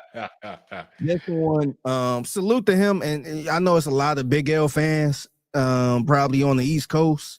That's like, yeah, you know, salute to him. Probably his family and all that stuff. I think it was good that Nas made this happen. But to me, I feel like he died so early too, man. So a lot of his shit sound like it was from the 90s, and or lyrics. As far as lyrics, it sound like it was 90s. And it don't sound current. And I wasn't expecting to sound current, but to me it come across as a posthumous album where I'm just like, nah, it don't sound good. The vocals sound kind of older a little bit. The quality sound a little older, and it was probably the best they can do. But this one, salute for everybody who put this together. But nah, I tapped out of this one, man. I went right back to the Mobb Deep one. Yeah, and I gotta say, I did listen to some of the Mobb Deep album. I see what you're talking about, but the problem probably the mistake I made is I listened to older Mobb Deep before. I heard some of the Infamous. I heard some of Hell on Earth, and even Return of the Mac. And this one, like, it sounds good for 2025, but when you compare to classic Mobb Deep, there's something with the production that's just missing to me, man. I want it to be darker. I need more gritty, dark New York type shit, and it didn't hit that for me. Production wise, rap wise, they did their thing. Prodigy, I think he sounded good there. But the production, I wanted that more gritty Alchemist sound. I didn't want the same beats he be giving to fucking anybody now, some underground rappers that we never heard of. I wanted to hear prime Alchemist on this one, man. I don't know if he got that, but it's still good. I see what you're saying about it. It is good. Better than I thought it was going to be at first. But the production, I wanted more. I need that gritty shit, man. I think that's the part where you kind of miss Prodigy a little bit, because I think Prodigy was a main voice. I'm sure he probably would have been like, nah, I need some gritty New York shit. Yeah. I'm sure he probably would have been very vocal about that. So I think that's the part that, unfortunately, you probably ain't going to get to, because you probably need his opinion and his brain. Yeah. And then, too, I hate to say this about Alchemist, but maybe it could be a thing where he's just, I don't want to say older, or even, I don't even think he's more famous now. I think he's still kind of doing a lot of underground shit, but maybe he's got to that point where, he won't ever get back to being that hungry, gritty producer he was 30 years ago, or at least 20 years ago. So maybe he's at that point, not quite like the Pharrell and Clips, but maybe he's to that point where he's not in that super gritty mode. He probably is, to be honest. And I hate to question him like that, but maybe it's a possibility he's not in that type of mind frame. Maybe he kind of grew a little more, where he tried to be a little too polished. Yeah, and everybody wants to talk about the rappers not feeling hungry anymore and kind of phoning it in. I think producers do that too. I think producers, after a while, when they might not see their competition as somebody they have to try to sound the best at. So, Alchemist is a producer only competing with himself, basically. He's not trying to compete with Benny X or fucking who else, Metro Boomin or anybody like that. He has his own sound and he sticks to that. He used to have competition in the sample realm where you had Kanye, you had Ninth Wonder, you had Premier, Just Blaze, a lot of people chopping up soul samples. Yeah. Now it's really just him. Mm-hmm. And so I'm sure he just feels like, I'm not saying his beats are bad, but they don't have the polish or the funk they used to have, for lack of a better word. It's just, like, okay, it sounds like an Alchemist beat to me. Yeah. Some old sample with no drums in it, so or very low drums. So yeah, it's with him. I think you know what you're gonna get, and it's hit or miss. But Yeah. I don't think he's completely washed, but he's kind of coasting. He's definitely coasting now, I think. Yeah, I think to your point, I think he need it had to be somebody like a Prodigy that kind of put a battery in his back, just like Pharrell needed Pusha T and Malice to put a battery in his back to make these fucking beats how you used to make them, nigga. Like, don't give me that happy shit, dog. Yeah, like none of that bullshit, man. Don't give me that shit you gave Migos. So I think that's the thing that's missing. Prodigy kind of stepping the Alchemist. Like, no, I want it like this. So yeah, but I still enjoy that album though, man. That was a really good album. I can't get with the Big L album though. Yeah, I already knew. Like, first off, I'm surprised it took this long to get. If there was unreleased Big L stuff, why did it take 30 years for it to come out, man? I don't know. Did Big L ever have any other unreleased shit drop? I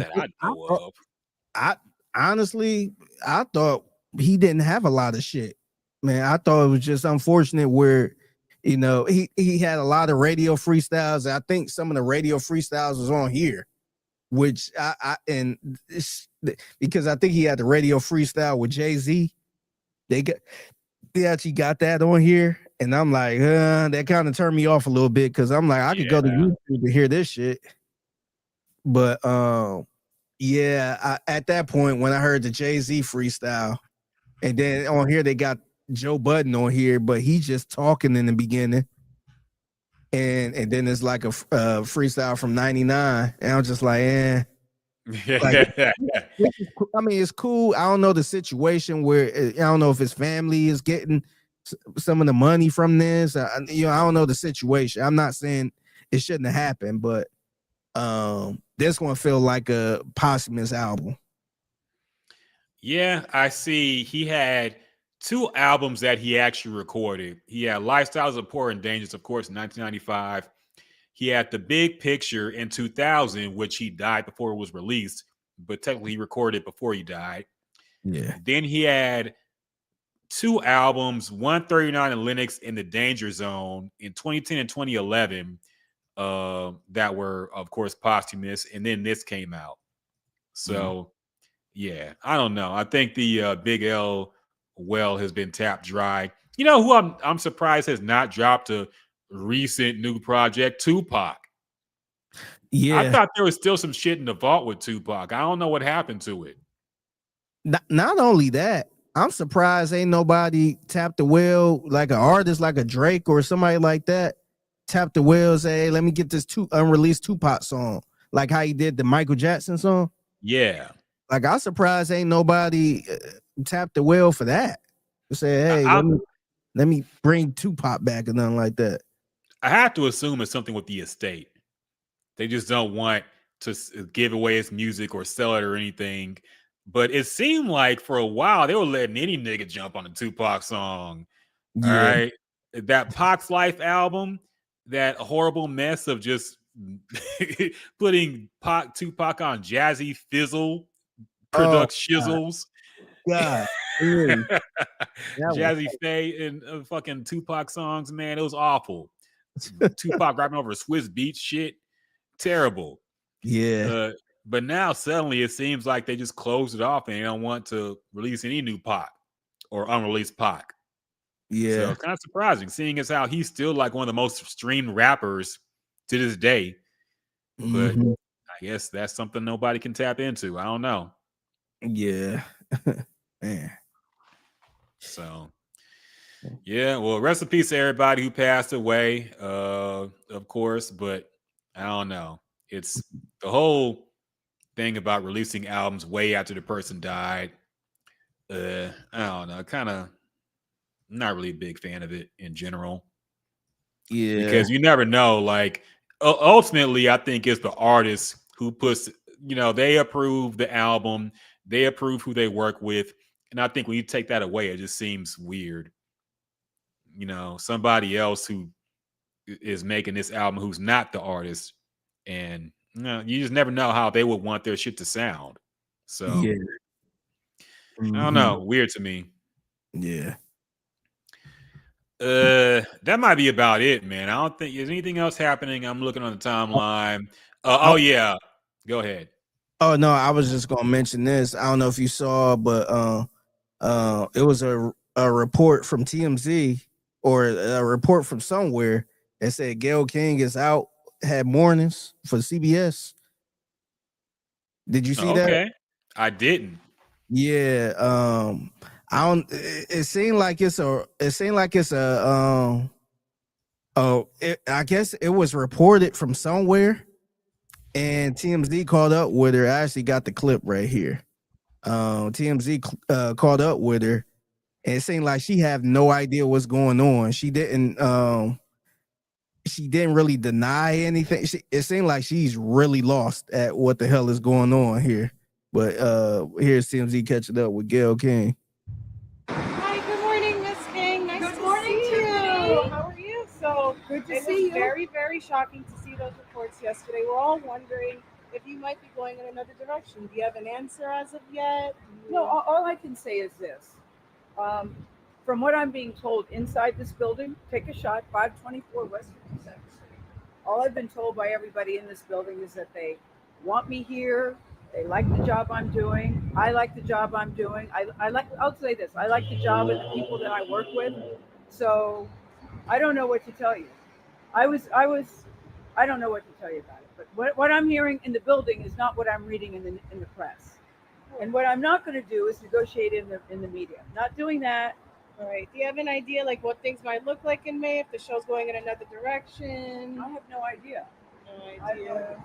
All I know is I am here. I am here and glad to be here. Yeah. Surprise media the rule number whatever. What they tell you to your face is not going to be what they say behind closed doors. So yes, they will kiss your ass to your face, but if you're gone, you're gone. Yeah. And if they want you gone, they're not going to tell you usually to your face. They'll just let you know in the phone call or something, or some kind of other meeting. But yeah, either that or they maybe something got out. Somebody leaked something where they didn't give a chance to have her have a conversation with her, let her know what was going on, and somebody ran with that story, and she probably like, oh, I don't know what's going on, and they're probably trying to say, oh no, of course, no, I don't know what's going on. We want you here. We like you. So it's probably a lot of that, but yeah, man, I don't know. It was kind of a little bit shocking to me because I feel like she's been doing this. She's been on CBS Mornings for like over a decade, I want to say. So I was kind of, I wasn't really expecting that unless it was some type, they just want to go in a different direction. Yeah, I never really care for her, so I really don't. It doesn't really make a difference to me.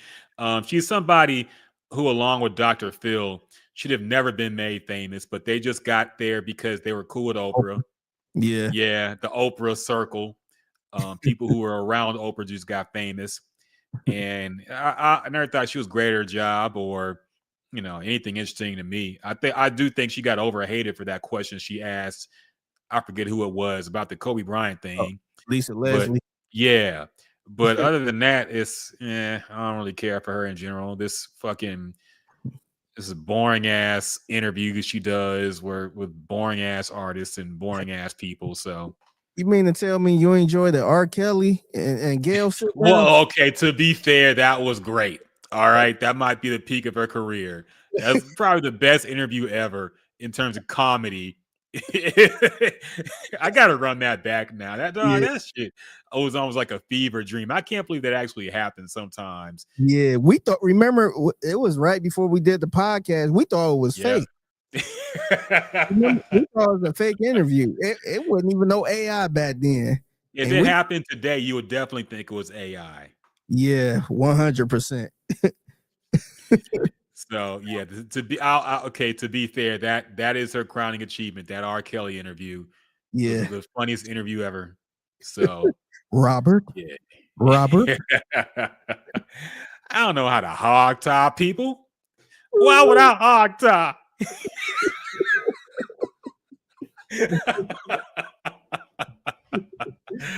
Oh man, I'm an older man that likes all women.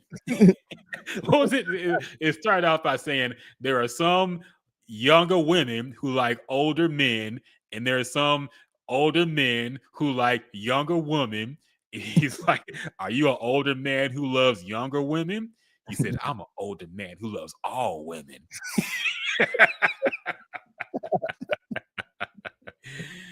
Oh man. Man. They put that shit on remixes.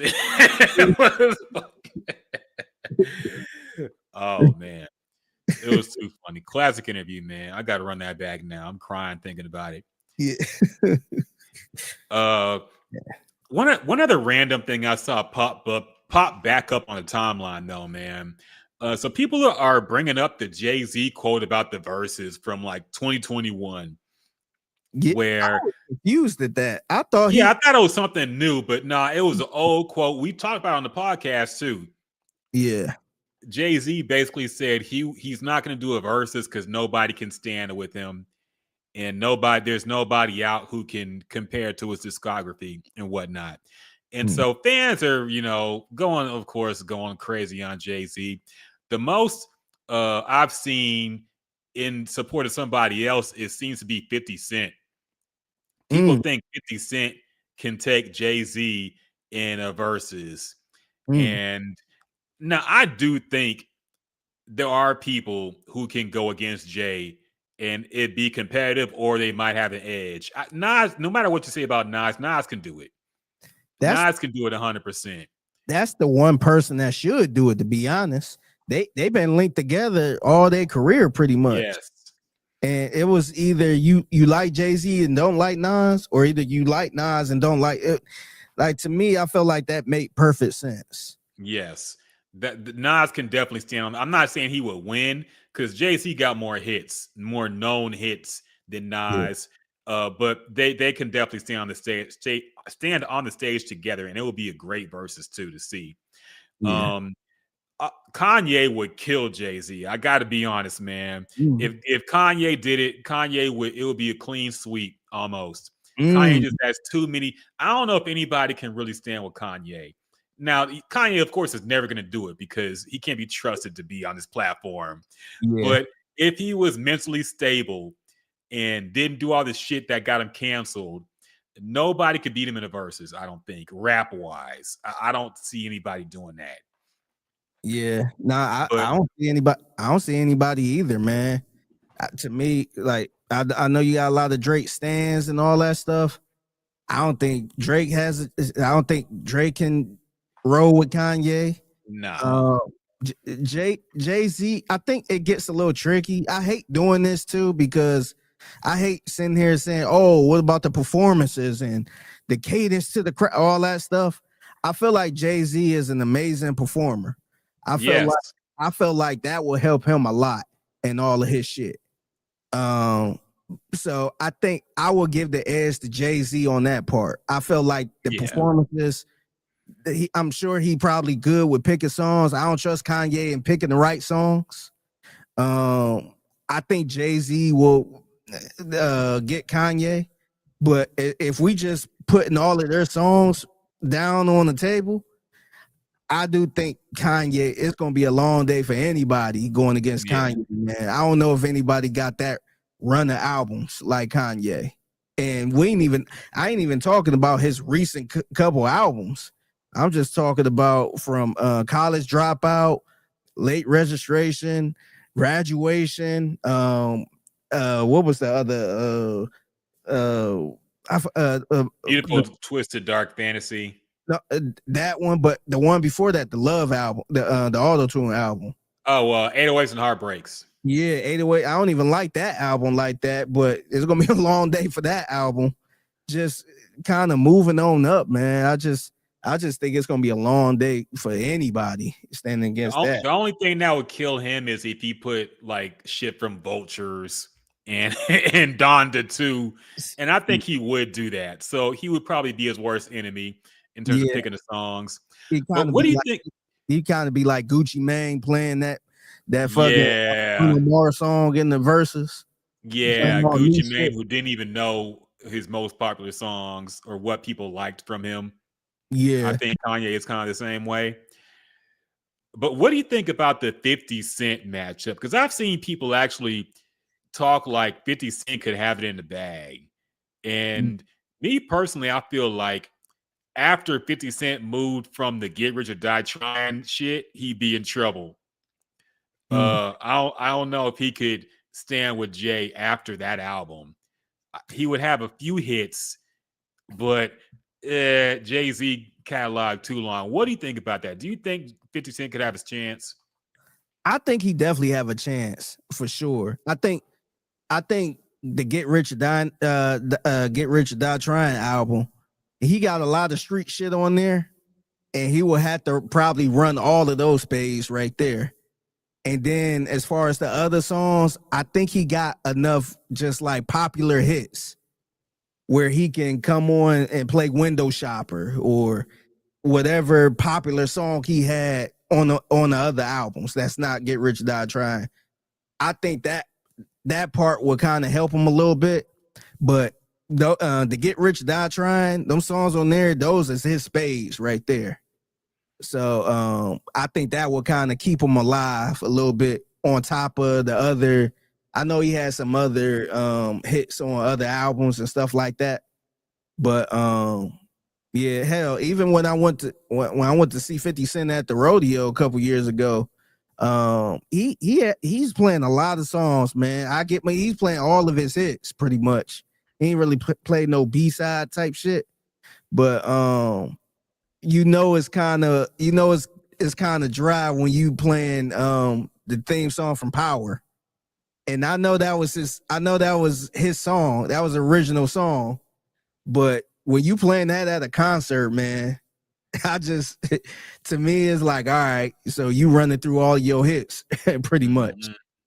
So I think that's where it kind of get a little tricky. I think he will have to run. If you want to go through the hits, he could go through the hits. But after his hits, he gotta start running them spades, which is a lot of those grimy like the grimy cut song, album cut songs. And that's just giving them a chance. I ain't even saying he gonna win. That's just kind of keeping the game close a little bit.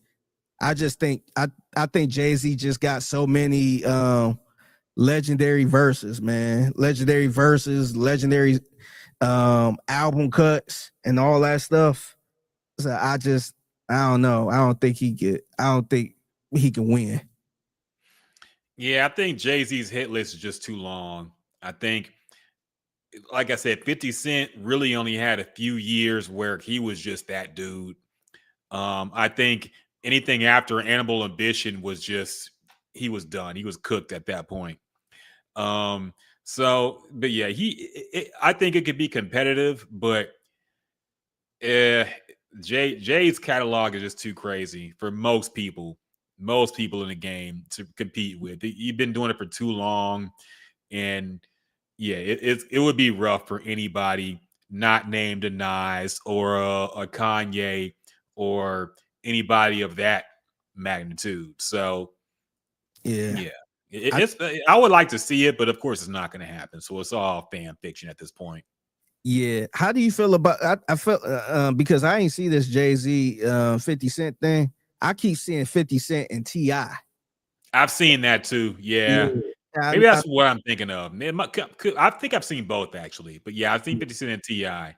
Yeah, I honestly, and that one is tricky too because it's pretty much New York versus Atlanta. Mm-hmm. So each side gonna be super biased, but and T.I. was really big. He was really big at one point in the South, and then end up becoming commercialized. Same thing with 50 Cent. But that one, I actually have no idea who will win that one, man, because I feel like they just two different artists. Two totally different artists. I know T.I. want the credit for being the trap rapper and all that stuff. And he got some commercial hits too. 50 Cent, I kind of look at him as like the street rapper, the New York street rapper, and he got commercial hits too. I just don't know how that will hold up if T.I. played one of his trap songs from back in the day and 50 Cent played one of his street songs from back in the day. I just don't know. I just don't know how that will even hold up or who will win that. I literally have no clue who will win this versus. Yeah, it would be the actual verses would be awkward because 50 Cent and T.I. on stage together talking like, it'll be kind of awkward, I feel. But I think it'll be an interesting matchup because you have to remember T.I. was one of the few rappers who got respect in New York when he came out. It was basically him and Scarface were the only rappers that Southern rappers that New York actually fuck with. Yeah. And so he was definitely up there. And it would be interesting. I think, look, I've shitted on T.I. and said he's been very overrated, but I can't knock the hits he has. I don't know how good he is at performing anymore. I don't know if he performs at all. I know he was doing comedy for a while and trying to get into that lane. But yeah, I don't know how it would be performance-wise, but the hit list would be very competitive, I think. I think when you add in the features T.I. has done too, it would get kind of crazy, man. So you add the fucking Robin Thicke song. What 50 Cent got that's gonna beat that in popularity? Come on, man. So yeah, it would be a long night when you get to the biggest hits. But the street shit battle would be very fun to see. You know, you don't know versus Many Men or some shit like that. It'll be cool to see. Yeah, that's the part where because I like those songs I like both of those songs, and I'm just like, man, I don't know, like it's gonna be a lot of bias between those two because New York, I'm sure they've probably feel Many Men's the greatest song of all time, and I know people in the South is like, man, you don't know that was that shit in Atlanta. So yeah, I have no clue who I would pick between that, man. That's one of them things I would rather just sit on the fence with. Yeah. I would just say enjoy the hip hop. Like, don't make me pick. This is about hip hop and unification and all that. Yeah. If it did happen, Versus would have it in San Francisco or some shit with a bunch of suburban kids in the crowd. And it would be in the middle of Comic-Con or some shit. It would be fucking an hour long, only 7 songs each or some shit, and it would be terrible. So yeah, I don't want to see. I would rather them do something on their own and call it something else than do a versus. Yeah. So yeah, that's fun to speculate about, at least. Yeah. All right, that might about do it for the podcast. I don't see anything else on the timeline right now. I think we done covered everything. So, yep, that's about it. Make sure y'all tune in. Thank y'all all for tuning in and listening, by the way, and watching us if you're watching us. Yeah, on a Halloween. Y'all ain't got no kids? Yeah. Unless y'all got us on the phone. When's the last time you did anything for Halloween? Dog, it be outside of me dressing up and all that shit. I can't remember the last time I did anything for Halloween, man. I never passed out candy. It's been a full year now since I've been in this house. This is my second Halloween in this house technically, and never did anything for that. I can't remember the last time I did anything for Halloween. I was kind of debating on maybe trying to get some people to go to a haunted house or some shit. But yeah, I don't think people really be into all that shit now. It's been a long time for me too, man. I remember I did a few haunted houses. I went to a few parties in college, some Halloween parties, some frat houses and shit, had some fucking parties and all that. And but that's really about it, man. I don't think as an adult I've really dressed up all out either.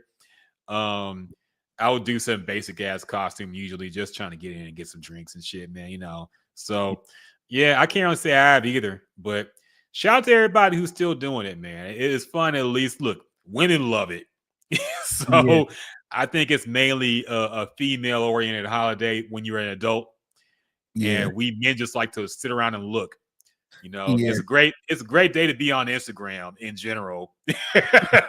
All the sexy ass costumes. So yeah. Did you see Northwest dressing up as Kai Cenat, but she really looked like CJ Stroud?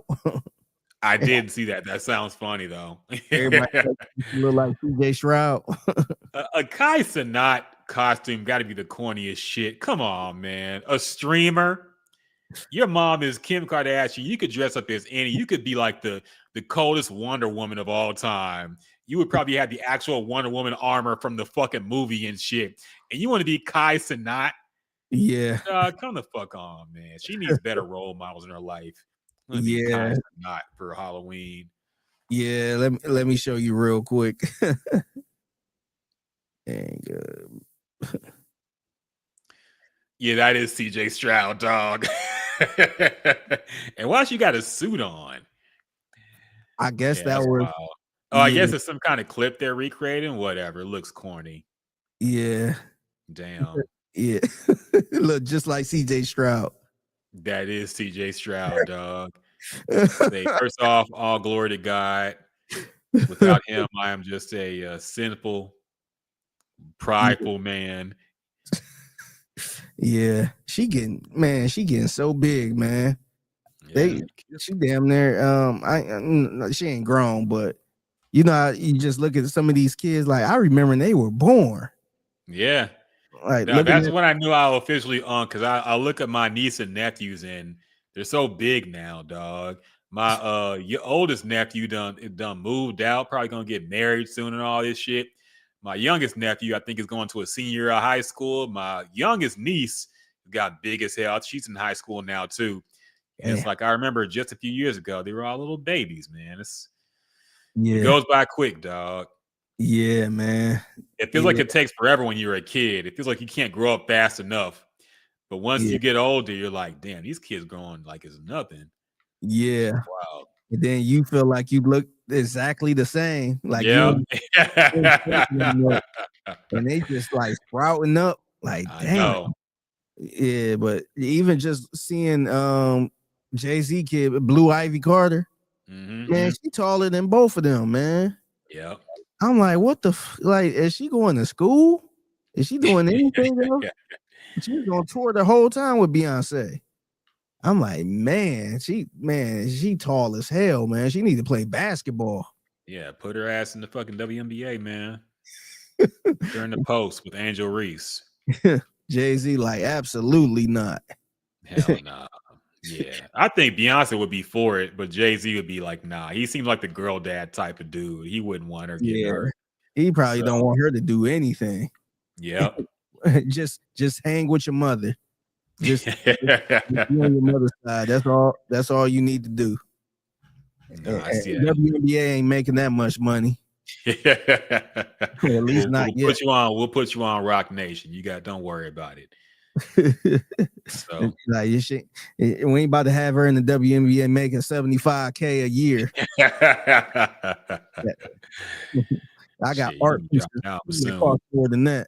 Yep, I got a Bosky out there worth more than that. Come on, girl. So yeah, but funny stuff. So hope all y'all enjoy your Halloween weekend. Hope y'all got some shit. Even if you're just staying in and drinking, man, fuck it. Have a good time. Enjoy life. Enjoy this nice weather we got out here. And make sure you go to the Texans game, man. It ain't over yet. All right. They still in it. Figgy, you're going to be there too, right? Yeah, I'm going to be there. And tomorrow, Saturday, I'm going to be at the U of H game, man. Number 22 ranked U of H Cougars. Yeah. Coming back from that ass whooping they took, man. Good to hear. Yeah, man. They number 20s. I never would have thought they would be ranked this year. Yep.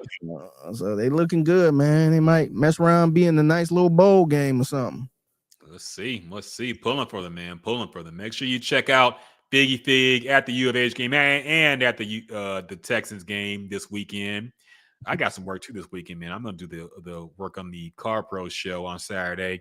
We're doing a local show, so I'll be handling the calls and all that shit. So I won't be on there, so you won't see me or anything. But I'll be there in spirit. Okay. So yeah, busy weekend for both of us, man. But shit, we're gonna make it happen. Yeah. Hope you all enjoy your weekend as well. And until next time. Peace.